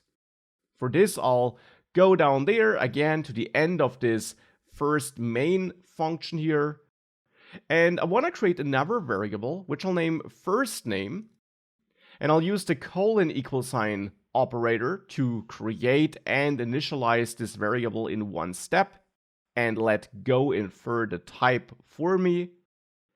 And here I'll use Max since this is my first name, and then I'll add a last name and store Schwarzmuller, which is my last name, in here. By the way, in strings, you can use special characters just fine. So there you don't need to watch out to define this as a rune or anything like that. Strings do support special characters. And now let's say I want to combine first name and last name into a full name, which I could create like this, or I just want to output it as a full name. So I want to call print line and output the result of first name and last name combined. No matter if I store that in a separate new variable first, or if I combine it just in time here when I want to output it. It is something which we can do easily. Combining strings, concatenating strings is a common operation. And you do it by using your two strings and by then concatenating them with the plus operator. So this plus operator cannot just be used with numbers, but also with text to combine those strings. Now, if I would execute this file here, if we would run this first app.go file, then you would see that this works, but there is no white space between these two strings because neither of these two strings does contain a blank at the end of the first or the beginning of the second string, and Go thankfully doesn't magically add extra characters between the combined strings. And a blank white space is a separate character. So if we want that, we simply have to add it as an extra string in the middle, and that's also something you can do. You can not just combine two strings, you can also combine three strings. Just as you could add or multiply multiple numbers in one operation, you can do that as well. So you have no limit to two values only there, and the same is true for strings. If I now run this again, now I get Max Schwarzmuller with a blank between the two names. Now it gets a bit more interesting if you start combining a string with a number. For this, I'll not combine first name and last name, but I'll create a new string value here. So I'll not store it in a variable first, I'll just create it here when I need it, since I only use it in one place anyways.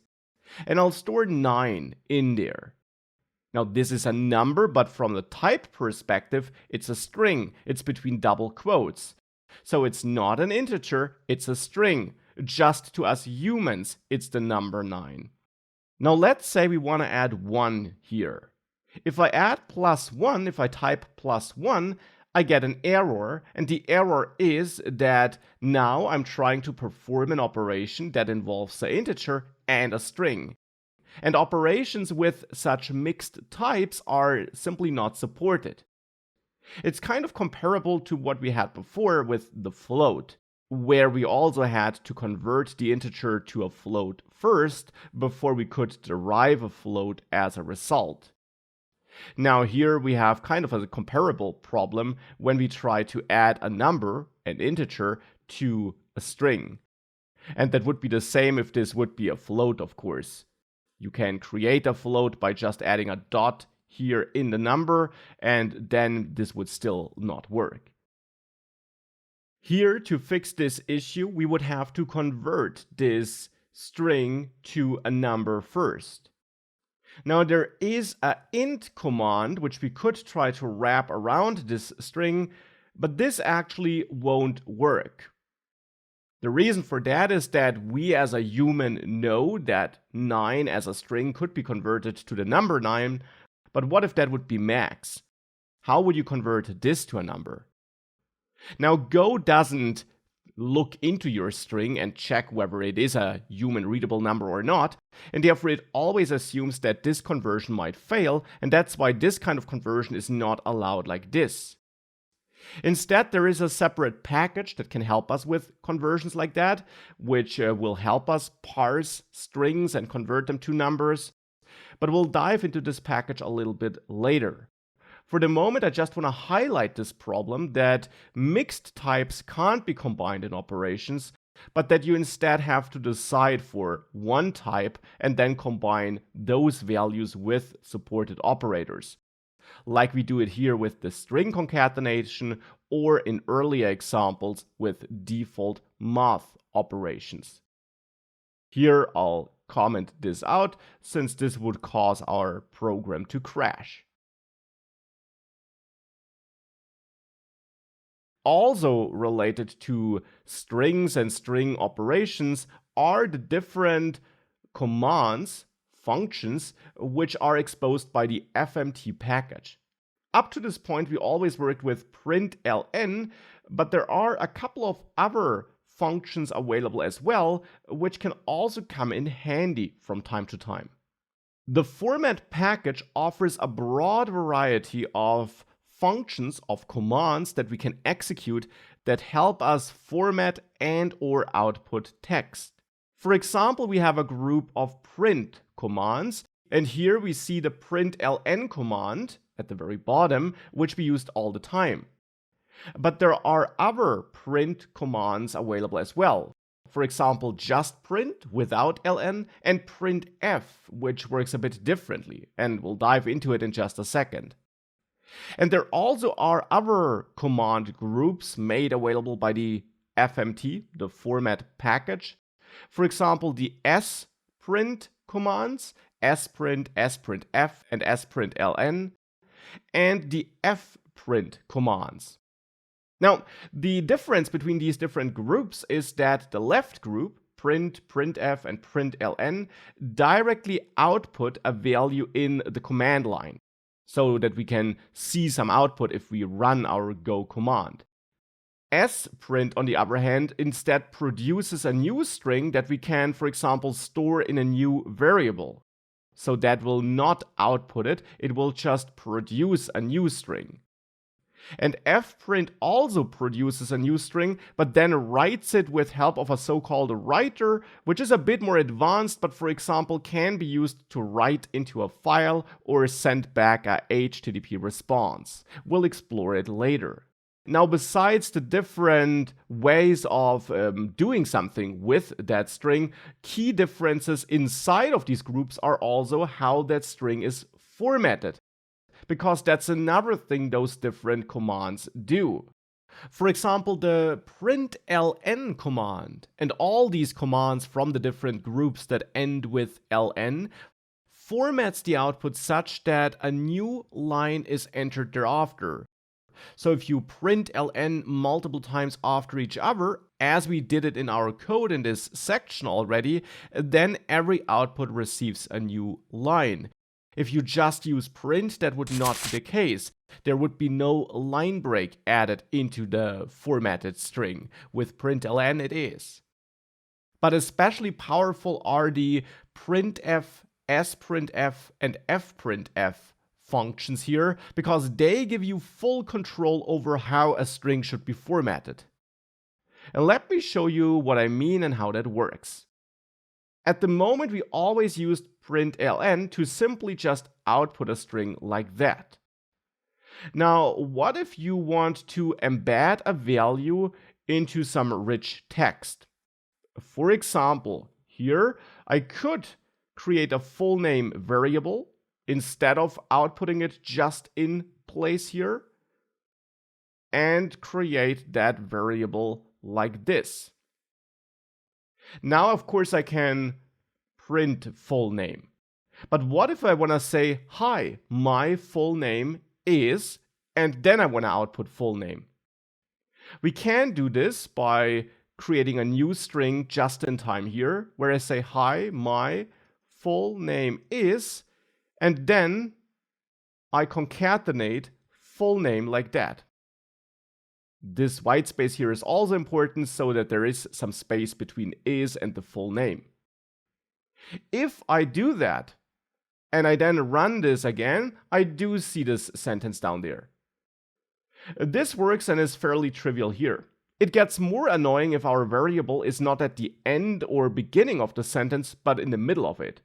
For example, I could also have my age stored here, which is 32, which is an integer. And I then might want to extend this sentence to also say, and I am, and then I want to include my age here, and then I want to say years old. And now I even have a problem that age is an integer, and I'm combining it with a string, and we learned before that we can't just do it like that. That's where other versions of this print command can come in handy. If we don't use println but printf, then we can produce strings with embedded values in a way easier way. We still create our string here, where I say, hi, I am, and then my full name. I'll just keep this empty for now. And then I could say, and I am, and then I say years old. And now in place of these placeholders, we can use special identifiers here because we're using printf, which start with a percentage sign, and then, for example, percentage sign v to output the value of some variable. And we do that here as well. And now we just need to let Go know the values of which variables should be output here.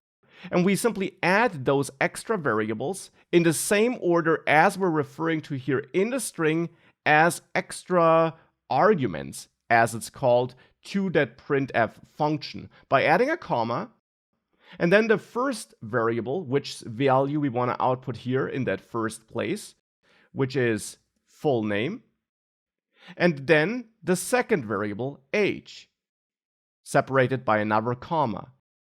And here it doesn't matter that age is an integer, because when we do that, when we use this printf function, we just tell Go that it should actually extract the value as a string from that variable. And it will then convert this integer to a string internally.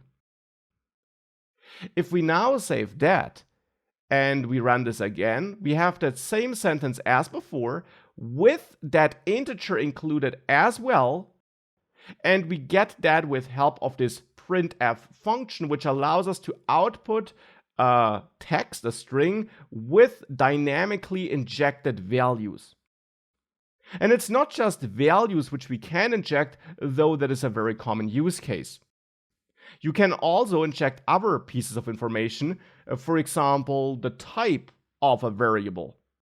If I would want to include that here, maybe in parentheses inside of this string, where I say type : You can get access to the type of a variable by using %t. And then again, since I'm now having a third placeholder in this text overall now, I need to add a third value down there at the end, separated by a comma, and that's again age. Because here, the first time I'm referring to age, I'm adding it for this value which I want to get. And then the third placeholder which I have in this overall string wants to get the type of a variable, and hence my third variable which I reference here at the end, again is age, if I'm interested in the type of age here. And now if I would run that, I also get type int as an output down there because of this special %t placeholder. Now attached you find a link to the official documentation of the format package where you learn which placeholders are available and what they do. As you see, there are various options for outputting various pieces of information, and this is simply a very useful and common function or command which you use to output formatted strings. Now, if you don't want to output the string in the command line, but instead you maybe want to produce such a string like that to then store it in another variable, for example here, to avoid this concatenation, you can use other commands from the format package. That's what I also mentioned on this slide.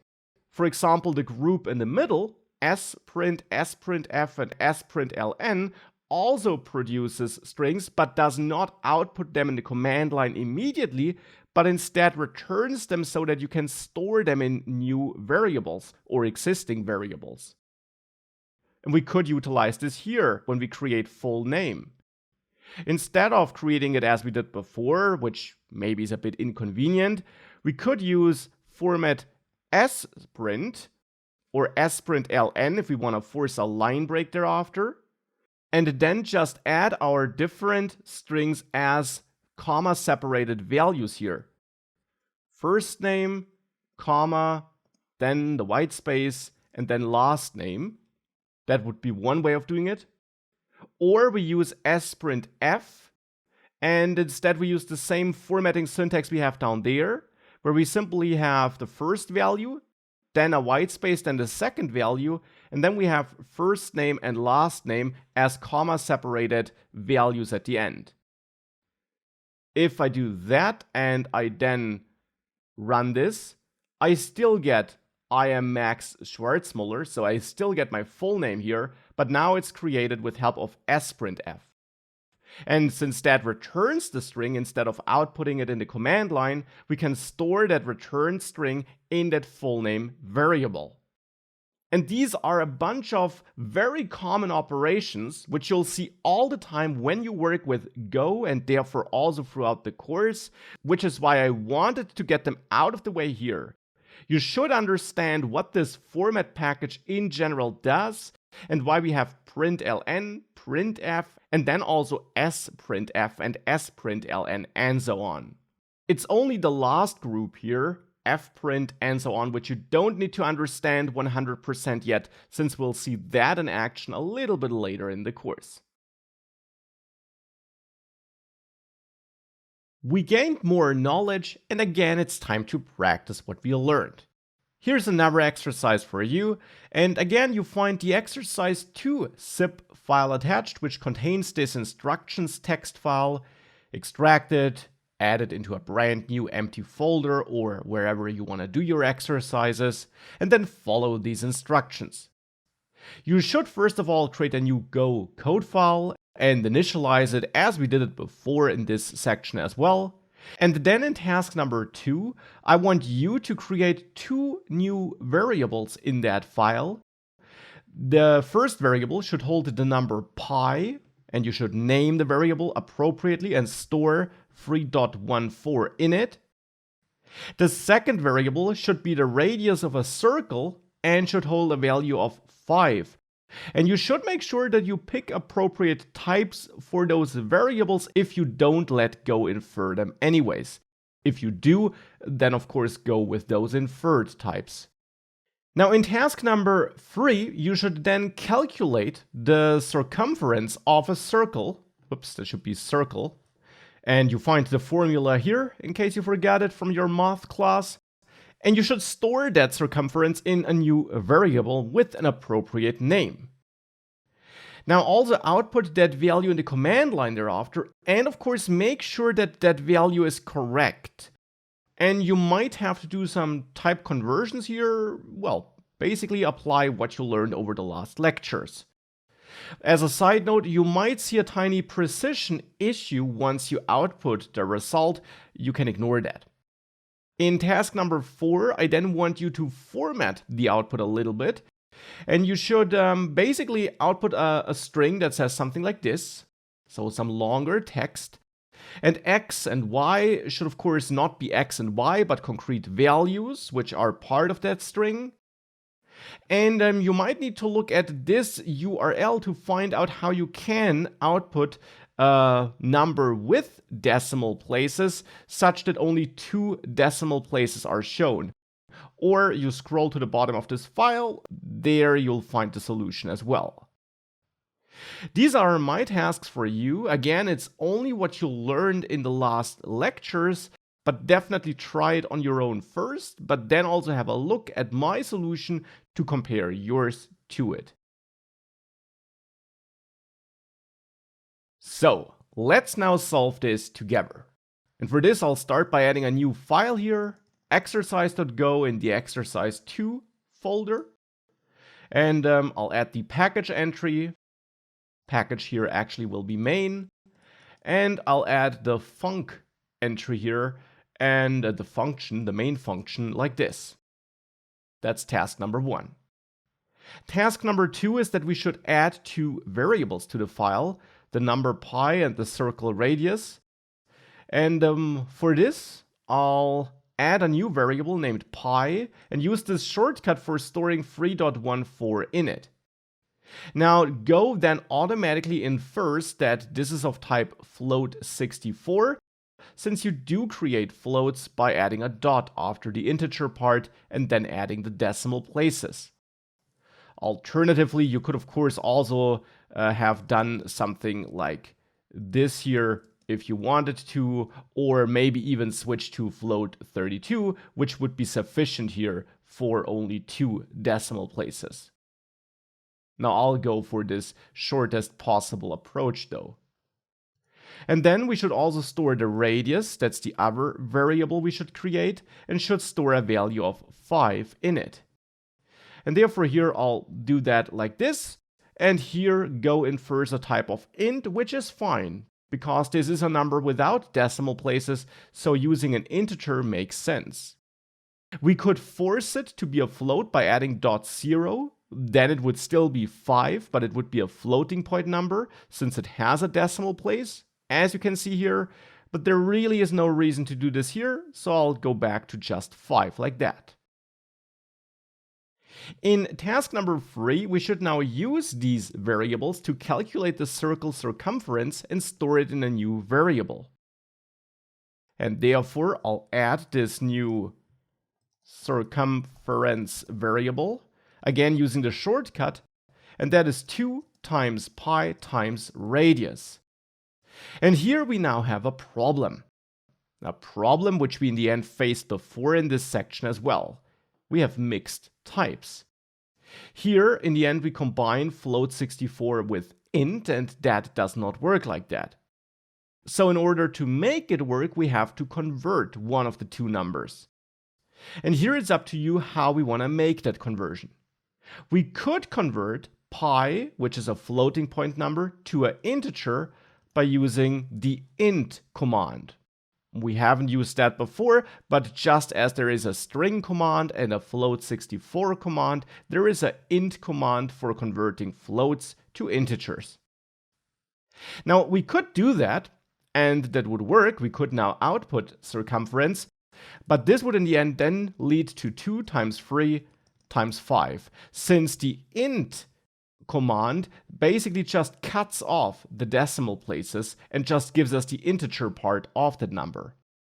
And that's not the mathematical correct circumference, which I want you to derive though. You should make sure that the value is correct. And therefore, instead of converting the float to an int, we should do the opposite and actually convert the int to a float by using the float64 command. And yes, of course, we could have just created a float up here as I showed you a couple of seconds ago, and then we would not have to do the conversion down there. But maybe we're using the radius in other parts of the program as well, where we want an int. And even if we don't do that, it's a nice practice to do that conversion and use an int here, but then convert it to a float here when we need it. And then we can also output this with the format package, which we have to import. And here we then can call print ln with a capital P and output the circumference. And if we now save all of this and I dive into that exercise 2 folder and then run my exercise go file, I indeed get my circumference here. And here we have that little precision error at the end. This simply is an error which you sometimes get when doing floating point arithmetic in Go, or actually in a lot of programming languages, because we have that limited precision. And therefore, even with float64, which still has some limits, you can sometimes get tiny errors like that in the later decimal points, in the later decimal values in the end. But we can ignore this here and instead move on to task number 4. And here we should output a formatted string. And we learned about these useful functions like println for outputting strings, and we learned about that alternative command that allowed us to control the formatting in greater detail, printf. Printf took that string as a first value, where we basically have our text. So this text here, which I have in the instructions, where we then want to replace x and y with concrete values. And for x, where I want to just output the radius, I just will use %v as I showed you before. But for the circumference, where we get a floating point number, I don't just want to use v, which would be that very long number, but instead I want to limit it to just 2 decimal places so that we output 31.40. And we can do that as explained at the bottom of the instructions file by using this special placeholder in the formatted string. This tells Go that we're outputting the value of a floating point number and that we want to limit it to only 2 decimal places that should be output. And the other decimal places will be cut off. Now we just have to add a comma-separated list of all the variables that are referred here in this string. And the order matters. And the first variable therefore should be the radius, since that's the first variable we reference in here. The second reference, on the other hand, is about the circumference, so that's the second variable I add here. And with that, if we save this and we re-execute this Go file, we get that sentence down there, and you see the concrete values in the way we want them. And that's it for this exercise. We again practiced what we learned, and therefore hopefully it's clear how you can work with floats, how you can do math with floats and integers also combined, and how you can then output results, and how you can also control how strings are formatted with functions like printf. I want to dive back into packages and modules. Especially the package term is a term you heard quite a lot throughout this section here, and therefore it's now time to fully clarify what exactly a package is and what a module is and how these concepts are related. Now, for example, FMT, format, is a package in Go, and this is one of the built-in packages, but there also are packages provided by other developers. On the Golang page, golang.org, you also have the packages part where you can dive into all the built-in packages, which are part of that so-called standard library. And you can also dive into popular community packages by going to that separate page. And that would then be packages which are not built into Go, but which you need to install separately. Also something we'll see throughout the course, but not something we'll focus on right now. Instead here, I want to clarify what a package is in general and why we have it. And for that, let's also not forget that our own Go file also has this package instruction here at the very top. Because every Go file you create needs to belong to a package. And you can have multiple files that belong to the same package or multiple files that belong to different packages. And it's very common that for bigger projects, you might split up your project into multiple packages that deal with different aspects of your project. Or maybe you put it all into the same package if that makes more sense to you. It is something which will also come over experience. Now, whenever you want to use some functionality in one of your code files that is defined in another package, you have to import that package as we're doing it here with the built-in format package. But then we also have modules. And in the end, we also have modules to organize our code. Now, modules are bigger than packages. If you create a new Go project, you typically make that project a module. A module has a unique identifier and you can distribute it as a third-party library to share it with others potentially if you want to. And as I just said, every Go project goes into a new module typically. Now, you can use multiple modules in your module by importing them, and you do create and manage modules with the go mod commands and a go.mod file, which we'll see in action in a second. Now, we also have packages, and I mentioned that we would import from packages, whilst now here I'm saying that we import from modules. Well, packages are simply grouped together into a module. So every module contains at least one package, but potentially also multiple packages. For example, here's the code base of an Azure Go module. Azure is a cloud service by Microsoft, and they have various modules that help you work with that cloud service from inside your Go code. And here's an example module to which you find a link provided by the Azure team. And you can tell that it's a module because if you look through all those files here, you'll ultimately find that go.mod file. But this module then is actually made up of multiple packages. You can tell by the fact that if you click into the code files, you for example find that this file belongs to the package service bus, whereas when we then dive into the Atom subfolder, for example, that belongs to the package Atom. So here in this module, we have at least two packages that make up this module. And therefore, when you build a module, you can have multiple packages in there to organize and group your code into logical units. And it's up to you as a developer to decide which kind of code should go into the same package because it's related, and which kind of packages should go into the same module because the packages then overall might still be related. You do put multiple files into the same package by using the package instruction in your code file. So this instruction here. And if you do have multiple packages in a module, you should store them in subfolders. So the files that make up a new package should all go into a subfolder, which then typically also has that package name as a folder name. And then, as mentioned before, it's ultimately the packages that are imported, but since modules are made up of packages, we can of course also say that we import from a module. But ultimately, it's always a package from which we import.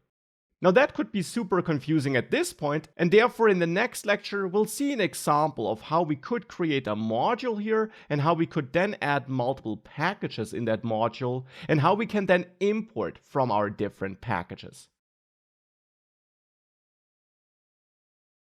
Back in our project here, I'll open up that side menu again so that we again see that this is basically empty. I do have the VS Code folder with some configuration for my editor, and then only this folder with some comparisons for other programming languages. We could delete this here, it does not hold any Go code. So from a Go code perspective, we still only have one file in here, the first app.go file. Now this is part of the main package, and the main package of your project, the starting point of your project, therefore, should be called main, because Go will typically look for such a main package in your project and then a main function in that main package to execute that as a main starting point if you would decide to build your overall project and to run your overall project as a whole. Now, for that, however, we first of all need to create a so-called module, because Go wants to have a module for your project. And at the moment, we haven't created such a module yet, which therefore, as you can tell, works, but is not 100% ideal. To create a module, we can open up a terminal in our project folder, and this integrated terminal, of course, already navigated into this folder conveniently. And here we can run the go mod command, and there the init subcommand to initialize a new Go module. So to turn this project into a Go module, so to say. Now, you also need to give this module an identifier, and this could be first app, but typically you use a URL, or to be precise, you use the URL that would point at the shared source code. So that could be something like github.com if you are hosting your source code on GitHub later, /your org, so your organization name, and then some name of your choice, for example, first app. And you can choose an identifier like this even if that URL doesn't exist yet, and even if you don't own it yet.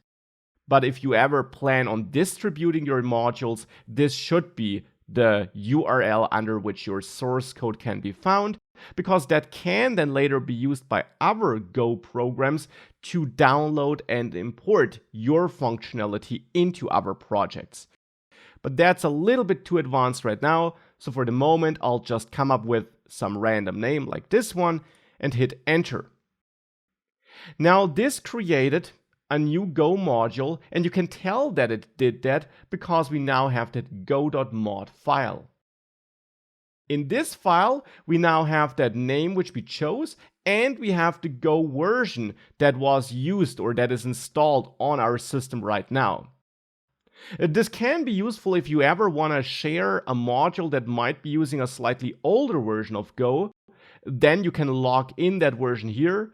And if a newer version would contain breaking changes that break your code, you would tell Go that your code should be executed with that older version, and hence those breaking changes wouldn't affect your code.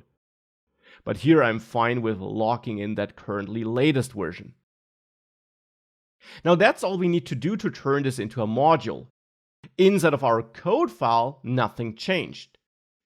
But now with that module created, and this being named main, so this package being named main, and this function being named main, we also have a new way of executing our code. Instead of running a specific file, like this, we can now just run go run dot to run the module stored in the folder in which we currently are.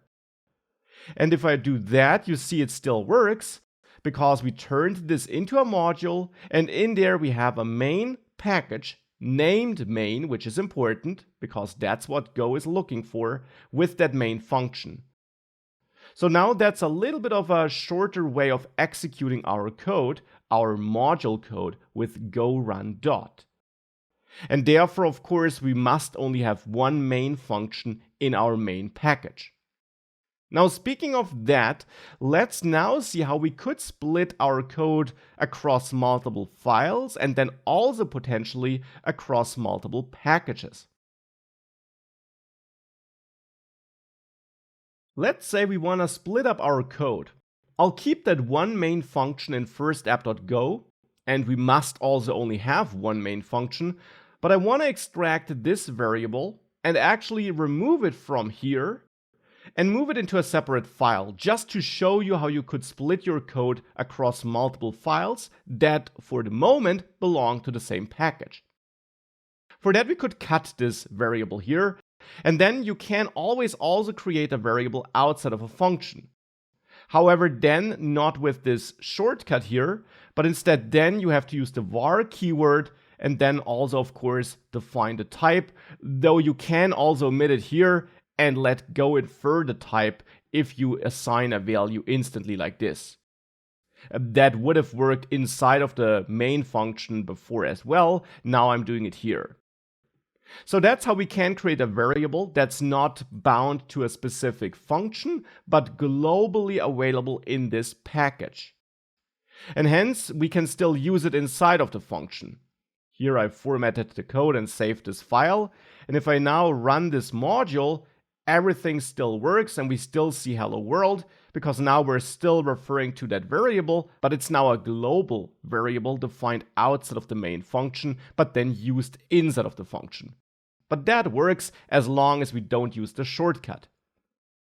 But now we can also cut it from here and create a separate file, maybe named variables.go, in which I just define this variable. Now, this file can be connected to the same package by also adding package main at the beginning. And you should define some package in every Go file that you create. So now this variables.go file is a separate file, but still belongs to the main package.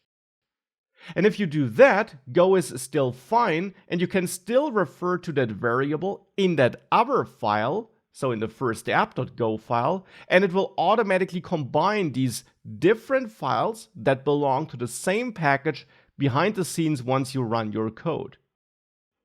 So if I do run my program again, it still works just fine, and it still outputs hello world because these different files that belong to the same package are combined automatically.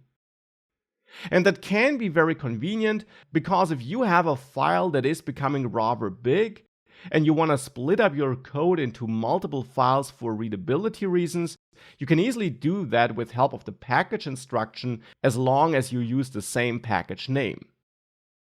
But sometimes you also want to organize your code into a separate package, which you then might want to use from different modules or anything like that. For organizing your code, that can make sense. If you want to do that, if you want to create a new package, you should create a new subfolder in your project, which you give the name of your package. And that should be a short, concise name that only consists of one word. For example, greeting. That could be my package name. Now I want to put my variables.go file into that package, and therefore I'll drag it into this folder. It's now in that greeting folder. And here I'll now change the package name in the variables.go file from main to greeting. So I'm using that subfolder name. Greeting is the folder name. I'm using that here as a package name. And that is what you should do. You should pick up your folder name here in your package name. Now you'll notice that in first app.go, we get an error here. Now Go doesn't find the greeting text variable anymore because code is only shared as long as it is in the same package. Now here we put it into a new package for demo purposes, and therefore we now don't have access to that variable anymore. To fix this, we need to import it. Just as we import the built-in FMT package here, we now need to import our own package. And we do that by importing from our module and then the package. So we always specify the module name, and then we'll add a slash and then the package name. The built-in standard library just is an exception here. This is basically part of a global module, which we don't have to specify separately. But for us here, I would now use github.com. So simply that module name, which I have here as a whole. And then slash greeting. That will add the greeting package to this main package. Now still we can't access greeting text, and the reason for that is that just as we have to refer to the package name if we want to access some functionality from it for the FMT package here and so on, we have to do the same for our own packages. So here we now repeat the package name, greeting, and then with a dot we can access the different functionalities that are made available by this package. And now here we have the next gotcha. Remember that at the beginning of this course section, when we talked about variable names, I mentioned that you use this mixed case notation, either starting with a lowercase or an uppercase character. Up to this point, I always used a lowercase starting character, but it's actually not random. Instead, there is a clear rule when you should use what. A lowercase starting character signals to Go that this variable or function will only be used in this same package. If you use an uppercase character, you instead signal that it can also be used in other packages that import from that package. So in variables.go, if I change the greeting text here to greeting text with an uppercase G, I make it clear that this can be imported by other packages. Greeting can be imported, and this variable can then be accessed by other packages. And therefore now here, if I type greeting dot, I can now access greeting text and I get this auto-completion. And that's how I now access functionality like this variable from another package. If I now save everything again, my code gets automatically formatted, and now you also notice something else. That the import code lines here changed a bit. Instead of having two separate import code lines, it's now grouped together like this. And that's simply something which you can do in Go and which you should do, which is why it's auto-formatted like this. Because it simply avoids a bunch of redundant import statements. Instead, you just list all your imports in one long import clause, which you start with an opening parentheses and end with a closing parentheses. And then you have built-in imports first, typically, then an empty line, and then any other packages you might be using, like your own packages. With that, if we run this code again, it still works, and it still prints hello world, but now we also see how we can access data, variables, stored in another package. It's in the same module, always keep that in mind, it's in the same module, but it's in another package of that module. And that's how you can organize your code. And of course, that's all overkill for this basic first demo here. We don't need that extra package here. But these are core mechanisms built into Go, core features built into Go, which we'll use all the time throughout this course, and which you'll use all the time in your project as well. And that's why it's so important to understand what a module and a package is, and how you can share code between packages, and how you can import from packages, and what's up with that starting lowercase or uppercase character here. Now that we had a look at packages and modules, really as a last concept that I want to introduce in this basic section, I want to talk about variables that never change. And for this, I took an example from the second exercise I gave you. And in case you skipped that, you find that exercise Go file attached. And it's a very simple file, as you can tell, just has a package instruction and then a variable in it. But this variable is special. This, of course, is a variable, pi, which holds 3.14 as a value, and that, therefore, is a variable that will never change. Of course, in our current demo application here, most variables never change. We have a lot of values that get a value once and then never change, but they could change. They are all intermediate results. In a real application, they might be changing because of new user input or anything like that. But if we have a little package that helps us with mathematical calculations, we might have a variable like pi defined in there, which definitely never changes because the value pi is clearly defined. Now, in such cases, you can use a variable like this. You can create it as you learned it, but you can also turn this into a constant, which is a clear signal to Go that this value should never change, and which will throw an error if you ever try to change it somewhere. So where you can avoid unintended changes and therefore make your code a bit safer and protect yourselves against unintended changes. And you do that by replacing the var keyword with the const keyword. When you do that, you create a variable as before, with the important difference that it's not really a variable. You can't assign a new value to it. Now, you can't create such a constant with any shortcut. Instead, you always need to use the const keyword, and then you can pick any name you want, following the same name conventions as we have it for variables. And then you can store any value you want, but very important, this has to be a value that is known at the time of the compilation already, so before your code executes. So you can't store some user input here or anything like that. So data that you fetch once the application started, that can't be stored here. Instead, it has to be a value that you already know at the point of time you're writing the code, basically.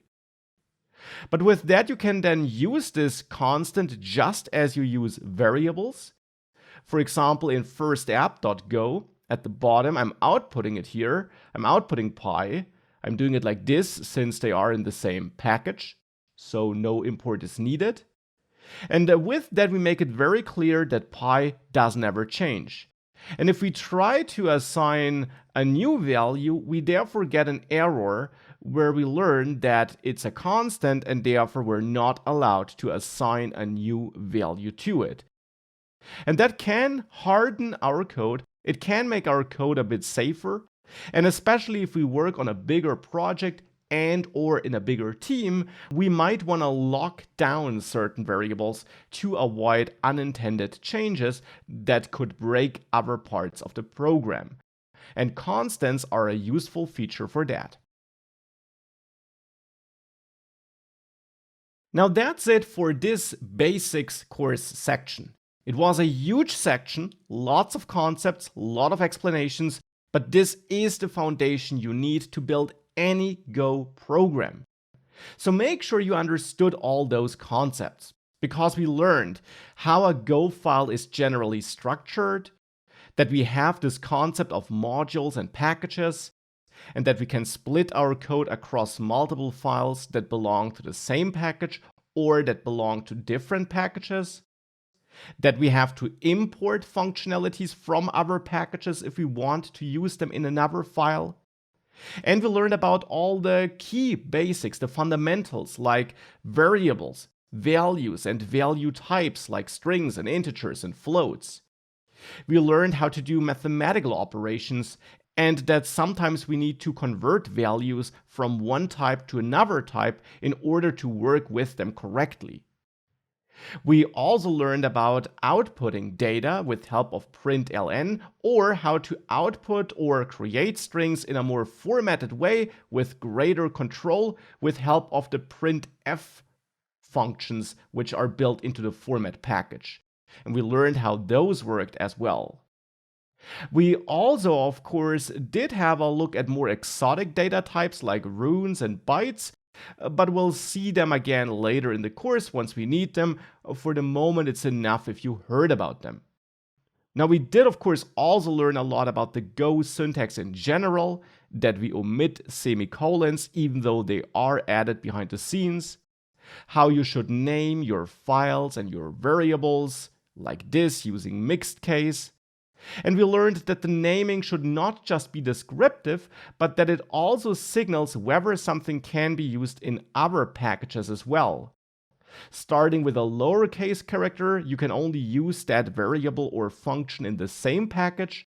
If you start with an uppercase character, you can use it in other packages as well once you imported this package. We also learned about constants, which are very useful if you have values that can and should never change. And therefore, overall, we now have the foundation we need to dive deeper. In the next course section, we'll build a little demo project, which is more useful than the dummy code we wrote in this course section. And we're also going to dive into a few selected new features, like getting user input from the command line, and then thereafter we'll dive even deeper into Go. In the previous course section, we explored those fundamental concepts of values, variables, types, modules, and packages. In this course section, we are going to practice these concepts a little bit more, and we are going to build a basic first app that is a bit more realistic and useful than the dummy code we wrote in the previous course section. We're going to build a BMI, a body mass index calculator. So we're going to build this application, which runs in a command line, where the user of this application is prompted to enter his or her height and weight, height in meters and weight in kilograms, and will then calculate the body mass index of that user based on that user input. That's what we're going to build, and whilst building this, we are going to practice working with variables, values, and types, since we'll need different kinds of values and types for this application here. We are going to build a new module and also split our code into multiple files and packages to practice that again, and we'll dive into a brand new feature, something we haven't done before. We will also learn how to read user input from the command line, because of course this application, in order to work correctly, needs to prompt the user for some input, which then is entered in the command line and which then is used in the running application. That's what we're going to build in this course section to practice what we learned. Now, to build this, I'm back in an empty folder opened up in Visual Studio Code, and I will start by creating a new Go module here.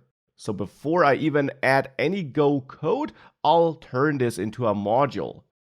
For that, I'll open this integrated terminal, and you learned that you do create a new module in a folder by running the go mod init command, and that's what I'll do here therefore.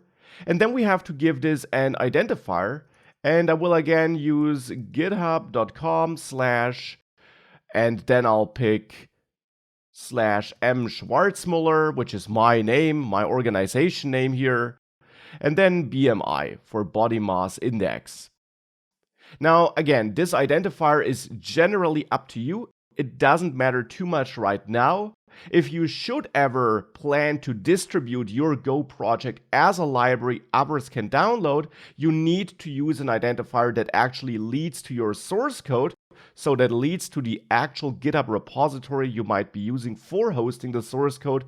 But for the moment, we're not doing that, and therefore this should just be any identifier that makes sense to you, but I will follow this pattern of picking a URL here. So that's the identifier I will use, and then I'll hit enter. Now with that done, this go mod file was added, and we can leave that file as it is. And we now also want to add another file here, the file that holds the actual source code, though I will already say that throughout this course section, we are going to split our code across multiple files and packages simply to practice this again as well. But here I'll start with a first code file, and I'll name it bmi.go, since this will be the starting point, the main entry point for my overall BMI application. The name is up to you. You could also name it differently. It doesn't have to be named like your last part of this module here, but I will do it since that makes it very clear that this overall code here is about calculating some body mass index. Now in this bmi.go file, I'll first of all start by defining to which package this belongs. And every Go file should belong to a package. And this will belong to the main package. And it should belong to the main package because Go will look for a main package with a main function to execute this overall module once you, build and or run this module. So in order to use Go run dot, for example, and execute the overall module, we need to use main as a package name because that is the package Go will look for as a default then. So here I'll pick main as a package name, and then in there add my main function as we did it before in this course as well. And that will be the first function that will be executed by Go when we run this module as an application. And here, just to see that everything works, I just want to output hello world as a start. And for that, I'll use the FMT package. We can type it here and hit tab to let the Go extension add this import for us. And I'll then just execute println and say hello world again like this. Save everything. And then open that terminal and run go run dot to execute the overall module. And that should work and show hello world. And if I would use a different package name, like BMI for example, then if I try this, you see that I get an error and that it fails to run a non-main package. So this must be named main. But with that, we get our starting setup, we got the first code file in place, and we created a module. And now we can start working on the actual functionality for this BMI application. So what are the next steps? This can be a challenging part of building an application. You know what the end result should be, but getting there can be tricky. Well, what I like to do is I like to simply plan out the application step by step. And here we know that, first of all, we want to tell the user that we now need his or her weight and height. So we first of all want to output information to the user, information about what we need. So some message describing the overall application, for example. Then we want to prompt for user input. So then we want to get that weight and height. We want to show a message like, please enter your weight in kilograms, and then read the user input. Something we haven't done before in the course, but something we'll learn about in this course section.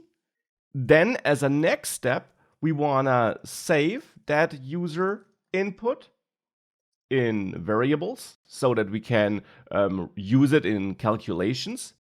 And then we want to calculate the BMI, and the formula for that is simply weight divided by height times height. So that should be in parentheses here, mathematically seen, because we have to derive this first and then take the result of height times height and divide weight by it. And that's then the BMI, and then as a last step, we want to output the calculated BMI. These are the different steps we want to go through. And therefore, let's now simply go through them step by step. And I'll start by outputting some information. Instead of saying hello world, I'll say BMI calculator as a first step. And then print another line thereafter where I simply output a couple of dashes like this.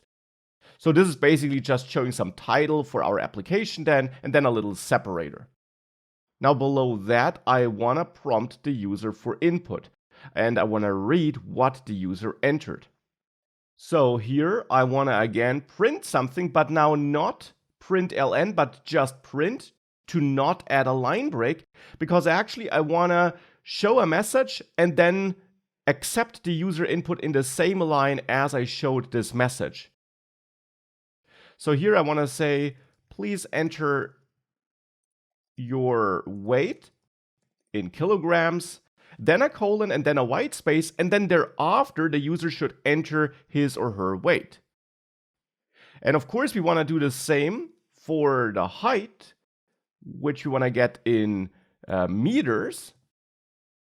But of course, in between these two steps, we also want to get the actual user input and store it in a variable. And as a side note, I'm building this BMI calculator in the metric system here. Of course, you could also use other units and just adjust the formula accordingly. But it's not so much about the BMI here and about how we calculate it, but about building this with Go and practicing Go. That's why I'll stick to the metric system only here. But now back to our input here. We prompt the user for something, but now we need to read what the user enters and store it in a variable. And that's what we'll do next. Now, reading some user input from the command line and storing it in a variable is something we haven't done before. But Go simply has another package that helps us. Just as we have the FMT package for formatting text and potentially outputting text in the command line, like we're doing it here in all these steps, we also get a package that helps us with getting user input. For this, actually outside of this main function, I'll create a new variable, reader, which is initialized to a value which I get from the buff.io package, which is also built into Go just as the FMT package is. If we start typing, we should get the auto-completion, and if I select buff.io and hit tab, this import statement changes and buff.io is added there. Now on buff.io we can call new reader like this, and this will give us a new reader thing, which is a tool, you could say, created by Go that helps us read user input from the command line. To be precise, it is actually able to read it from different sources, and to read it from the command line, we need to pass a value to new reader between those parentheses, and we get that value from another Go package by typing OS, hitting tab to add the import, and then .stdin, which stands for standard input, which is the command line. The command line is the standard input interface. And that now creates a reader that is able to read from that command line. Now I'm storing it in a variable, and I'm doing it outside of main. We could also do it inside of main. I'm just doing it here to also practice again that we can create variables outside of functions as well. Now with that we got our reader here, and now we can use that reader to, well, get some user input. For that, down here in the place where we need that input, in the main function below this first prompt here, I actually will use my reader variable, and we can use a variable defined outside of a function in any function, because variables defined outside of functions are global variables, which are globally available in that package, so you can use them everywhere there. And here in that main function, I now use reader, and we then add a dot again and access read string here. Now, read string is a command available on this reader tool, so to say, that actually will read the user input, and it reads the input until the user presses a certain character. So until a certain character is found. And here, read string actually wants a byte as a value that we pass between those parentheses. So it actually looks for a character that is represented as a byte. And that should make sense if you recall what you learned in the previous section. We learned about runes and bytes and strings. And if we are looking for a certain character to be pressed, it makes sense that read string is looking for a byte, since a byte is a single character, as you saw before. A single standard character. And here we'll use for a slightly special character, which is still supported by the byte type, and that's \n, which represents a line break, so when the enter key is pressed. And therefore, by using reader read string with this byte passed to read string, we are basically reading the user input, so whatever the user enters, until the user hits the enter key, which is of course what we typically do as a user if we want to submit and confirm our input. So when that enter key is pressed, the reader will stop reading here and will then return the input entered by the user that was read by that reader. And therefore we want to store that input. And I'll add a new variable here, input text, and store what read string returns in it. But you'll notice that I got a couple of red squiggly lines here. And I got those because actually read string does something we haven't seen before. It does not just yield one value, but two values. Now that's a behavior I'll come back to in the functions course section, and for the moment we'll just ignore it. But to handle it correctly, we should therefore also create two variables on the left side of the colon equal operator. And we do that by adding a comma here and then an underscore, which is a special syntax in Go telling Go that we don't care about the second value returned by read string, because again, that is something we'll explore later in the course.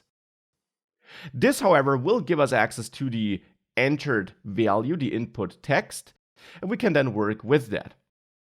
And actually, I'll not name it input text, but maybe wait input, since we are waiting for the user wait here. So that's more descriptive of which kind of value will be stored in that variable. Now with that, we got the user wait, and now we can repeat that for the height. These red squiggly lines here, by the way, are just showing up because we're not using wait input anywhere else then, but we'll change that later. For the moment, let's instead just also fetch the height input here, and I'll do that in the same way as before, using the reader and then actually waiting for the enter key to be pressed to then actually, well, store the entered value as the height input. Now with that, we got our two inputs here, and to see whether that works, I'll just print them here, not print ln, but just print, and I'll print the weight input and then also print the height input. And if everything works, we should be prompted for our two values, weight and height. We should be able to enter them and confirm them by pressing the enter key. And then once we entered both weight and height, we should see what we entered below all the other output. So with that, if we save this, and I now open that terminal again here, if I run my module with go run dot, indeed here, you see I get this prompt, please enter your weight, and you see that execution pauses now. It placed the cursor here in the same line as please enter your weight, and it does so because we're using print and not print ln here. So we're not adding a line break after this text. Hence, we can enter our input in the same line. That's what I talked about before. And here I can now enter my weight, 72 kilograms in my case, and hit enter. And now you see we move on to that next prompt. Please enter your height in meters. And in my case, that's 1.78. And if I hit enter again, then indeed I get my output here. So that is working. But we will not yet be able to use these two values for calculating the body mass index. And we'll dive into why that's the case in the next lecture. So why can't we calculate the body mass index with those entered values? For two main reasons. For one, weight input and height input are string values. And to calculate our body mass index, we definitely want numbers. To be specific, we want float values, since both weight and height, of course, could contain decimal places, and the final body mass index number definitely also will have decimal places. So we'll need to convert our strings to floats first. But in addition, we also have a more subtle gotcha here, which can be hard to spot. If I run my module again, and I quickly enter my values again, we see the output here. But there's one thing that actually is strange about these two values that are output here at the bottom. Each value sits in a new line, but here we actually are using print, not println, for outputting weight input and height input. So actually, both should be in the same line because print does not add any line break after printing the value which we want to output. And yet here we are with a line break between the two values. The reason for that is that actually the value which we read here includes the line break entered by the user by hitting the Enter key. And this might be unexpected, but if you press the Enter key, that is actually also some input which is read and stored in weight input and height input. It's represented as this special character, this special byte internally. And that's part of the overall input string that we read here. So therefore, we have to remove that line break as a first step to then make sure that we only have the numbers stored in that string and not that extra line break. Because then we'll be able to convert those numbers into real numbers, into float numbers in a second step. If a line break is included in addition to the numbers, that conversion can be a bit more tricky since a line break can't easily be converted to a number. And therefore, also to show you how you can get rid of such an unwanted character, no matter if it's a line break or any other character, we'll do that as a next step. Remove the line break from the user input. And I'll do that here. I'll get rid of these two print statements, and instead here I now want to clean the inputs. And I want to overwrite weight input. So I want to overwrite this variable, which we create here, with a new value, and the new value should actually be the old value minus that line break. Now, what we can't do is weight input minus the line break or anything like that. These kind of operations don't exist and don't work. Instead, we can use another package built into Go, and that would be the strings package here at the very bottom. If I hit enter, it's added to imports. And this strings package gives us utility functionalities that help us transform and work with strings. And for example, it has a replace command which we can execute, which will replace a string inside of a string with another string. So here we first of all then provide the string through which we want to search. So weight input in my case here, that's the string into which we want to look. Then we add a comma here and specify the value we want to look for, now not as a byte or rune, but as a string with double quotes. It's still this special character though. Then as a third value, we specify the character with which we want to replace this character we're looking for. And that should be an empty string, so we want to get rid of it, and that's how we can delete it, by replacing a line break with nothing. And then as a last step, we just have to specify how often we want to make that replacement. And if we enter -1 here, we're saying make it for all the line breaks you find, but of course we should only find one. And that will now replace the line break with nothing. It will remove it. And hence I'll copy that and do the same for height input, height input, and use that here inside of the replace command as well. And with that, we now ensure that there we also strip the line break.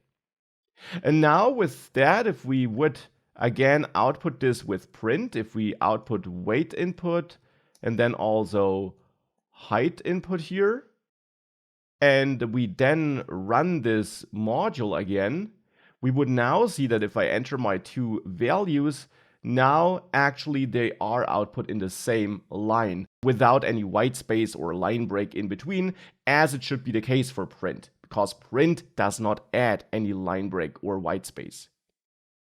So now that works, but weight input and height input are still strings. And as I mentioned, in order to use them in a calculation, in a mathematical calculation, we should convert them to numbers. Now, for that, we could now add a new variable, weight, and try to convert weight input into a number, into a float, for example, by using that float64 command we saw before in the course and passing weight input to it. But as you can see, this doesn't seem to work. We get an error that we can't convert weight input to float64 like that. The reason for this is that these conversion functions, float64, string, and int, are fairly trivial. And if we want to convert a string, the problem is, as mentioned in the previous section already, that a string could be something like this, which theoretically would be easy to transform to a number, but it could also be something like this, which would be impossible to transform to a number. And float64, int, and so on simply don't have the built-in capabilities to handle these impossible cases. But nonetheless, Go has got us covered. It has specific string to number conversion commands which are available in another package that we can add. And that's the strconf package, which stands for string conversion. Again, I start typing and hit tab to autocomplete this, and that also adds the strconf package import. And as you can tell, at this point we are already using quite a lot of packages here, and that's not uncommon. In most programs which you are going to write, you will use various functionalities from various packages so that you don't have to reinvent the wheel for all the logic on your own, but instead you can build up on these fundamental building blocks provided by the language itself or provided by other third-party developers. So with that, we added the this package import, and now here we can execute the parse float command on this strconf package. And that does what the name implies. It tries to parse a float from some string. And here we can now provide weight input. Now, just as read string, the parse float command also returns two values, not just one. And hence here again, I'll add a comma after weight, and again add this underscore to signal that again, I'm not interested in the second value, because we'll explore these second values and how we can deal with multiple values in later course sections. For the moment, it's fine if we do it like this. Now, parse float actually also wants a second value that we pass to it though, and therefore we should add a comma. And the second value simply should signal which kind of float we want to create, 32 bits or 64 bits. And here I'll go for 64, and hence we enter 64 as a second value here. Alternatively, you could enter 32. But I'll go for 64, as I just mentioned. Now that will give us the weight variable, which now will be of type float64, as you can tell. As a matter of fact, if you use 32 here, this actually still will technically be of type float64, but the float will be parsed with less precision. Can be a bit confusing, but that is how it works internally. Here, however, I'll parse it with high precision, even though technically for these kind of inputs, we of course don't really need to do that. Now that's the weight. I'll now copy that to do the same for the height, and here get my height variable by parsing the height input like this. And now we got weight and height as floats, and therefore now finally we can calculate the body mass index with that formula. Now to calculate the body mass index with that formula, I'll add a new variable, BMI, sounds like a fitting name, and I'll then create it and initialize it in one go with that shortcut, which we used before as well. And here the formula simply is weight divided by height times height, though we want to make sure that height times height executes first And in Go, like in regular math, you can also group operations together by adding parentheses. So now this here will be executed first, and then weight will be divided by the result of this operation. And we are dealing with floats only here on the right side of the colon equal sign operator, and therefore BMI is also correctly inferred to be of type float64 itself. And therefore now at this point we will have that BMI calculated. Now as our last step we can output that. So here below that comment I now want to output the BMI, and for this I'll use the printf command here to have more control over how the BMI is formatted, because here I want to say your BMI colon and then output the BMI, which is a float with only 2 decimal places. So I don't want to output a super long number with tons of decimal places, but I want to just show the first 2 decimal places. And we learned how that works. We can use the %sign .2f placeholder to output the value of a float with only the first 2 decimal places showing up. And then here we just have to add a comma and then tell Go which variable contains the value which we want to use here. And that's of course the BMI variable in this case. And with that, if we save this all should be done. This application should be finished. And hence, if we now open the terminal and we run this program, we can again enter our data in kilograms and meters, and we get the BMI result here. Now it is worth mentioning that of course this application does not have any checks that ensure that we get correct user input.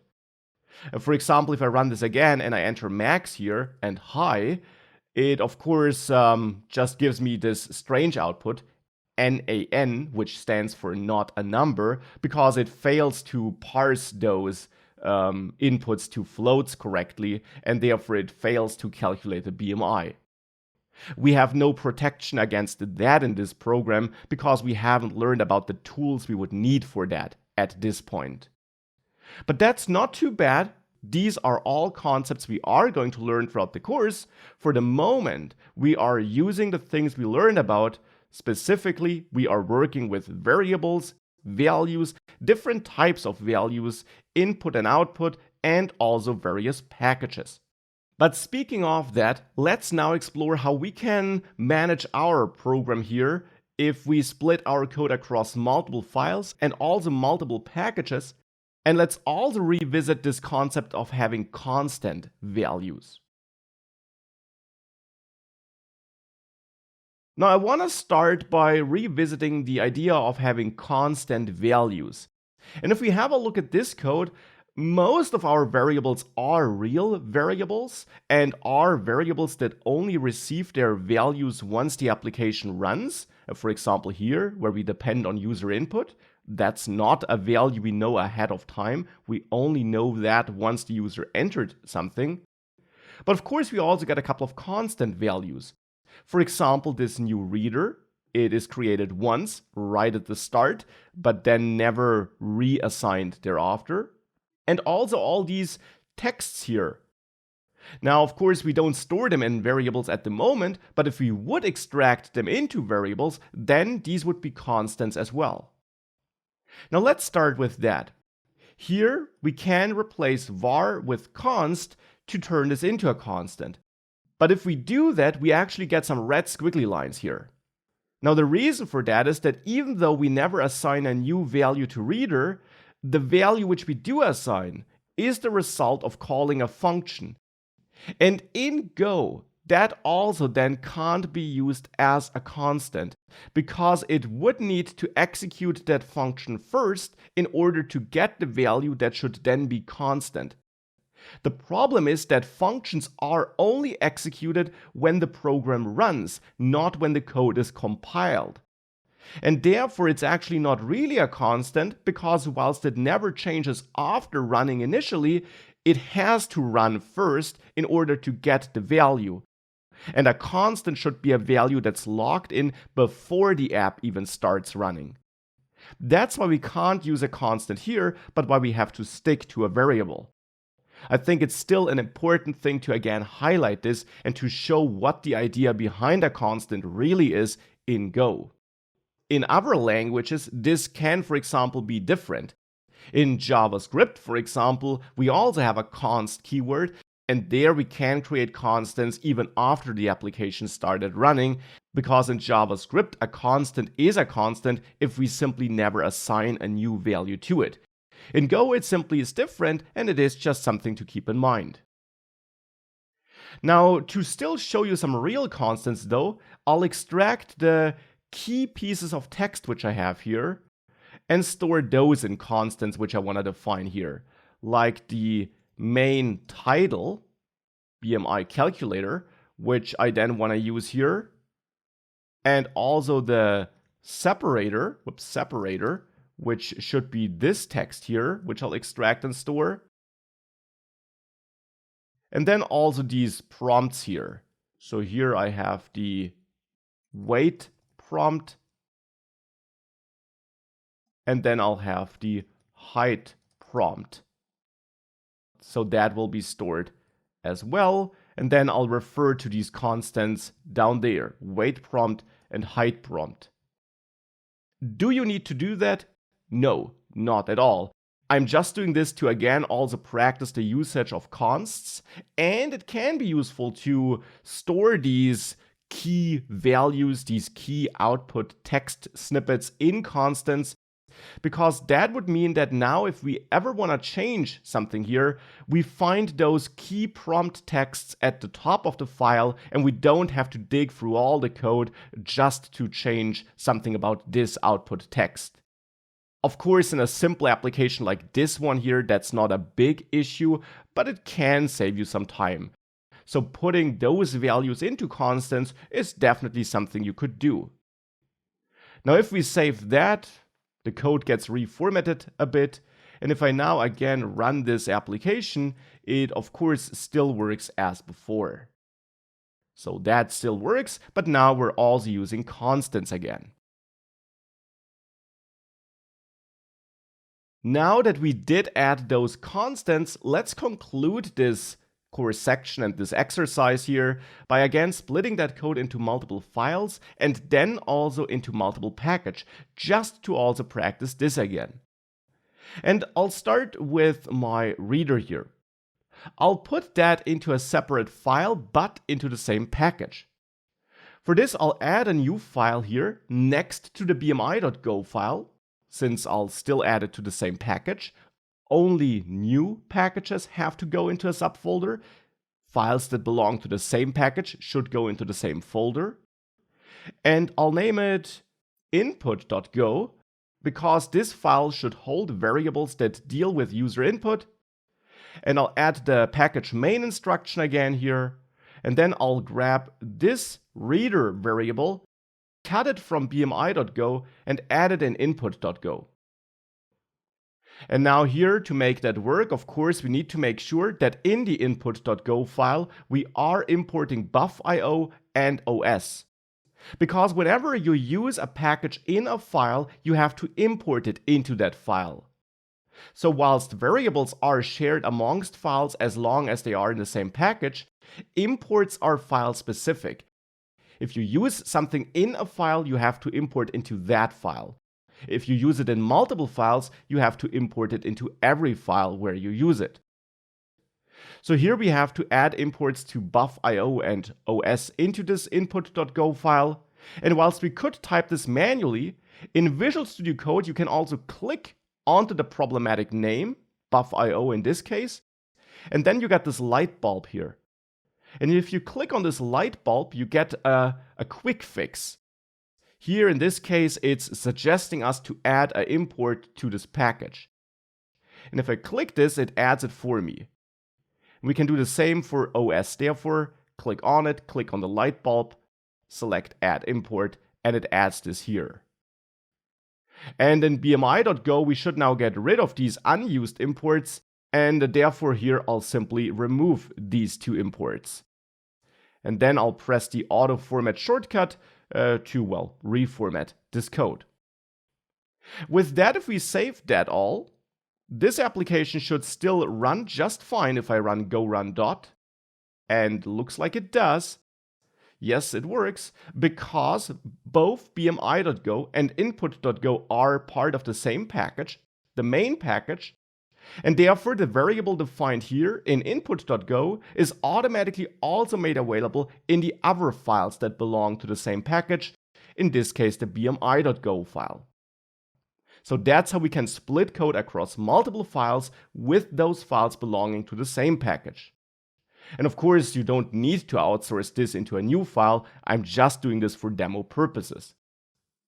Also for demo purposes, we can create a brand new package now. Maybe a package that holds these text snippets. For this, we should add a subfolder because different packages, new packages, have to go into subfolders. And the subfolder name should be the package name, which then in turn should be just one word that describes the package. Since this package will hold some info text, I'll just name it info. And in there add a info.go file. This file does not have to be named info, but it is quite common to repeat the package name in the main file of that package as well. If you have multiple files that belong to the same package, the other files, of course, would have other names. But here I'll name it info.go. And in there, we now add the package instruction. And now here we pick up the name of the subfolder, which again is info, to turn this into a brand new package named info. And now we can grab these constants here, cut them from bmi.go, and add them to info.go. So that they are stored in there. Now they are part of the info package, and if we want to use them in bmi.go, which is part of the main package, we have to import that package here.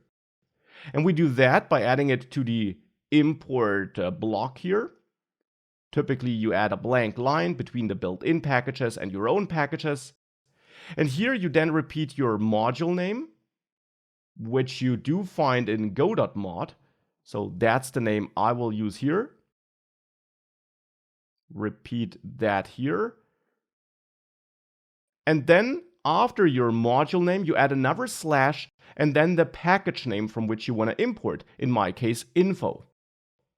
This will now include the info package into this bmi.go file, into this main package. Now here in println, we can use info dot and then access the different things made available by that package. But here you learned that the casing of your names now matters. If something starts with a lowercase character in the info package, it's only available inside of that package, not in other packages that might be importing from it. Of course, all those constants should be made available to other packages, and therefore we should change all those starting characters to uppercase characters, like that, so that we can use them in other packages. With that, if we save this and go back to bmi.go, now I can add a dot after info, and I can refer to my main title now. And actually here it removed that import because I saved this file, which triggers the auto formatting, and it then removes unused imports. So let me quickly re-add that import here. And now with that, we can correctly refer to info dot, and then the main title, the separator, and then here also the wait prompt, like this. And here, last but not least, the height prompt. And now we're using all those constants from that other package in our main package again. And therefore, one last time, let's execute this module. And that's looking good. I'm seeing those messages, and we're still calculating the BMI correctly. And that's now this first practice project finished. We basically just applied what we learned, plus this reader thing, which was new. But now we again saw all those key concepts in action, and therefore they should really be set and clear at this point. If they are not, definitely go through this section or even the last section again. But once they are clear, we're now ready to dive deeper into Go and to explore functions and how we can write our own functions besides this main function in the next course section.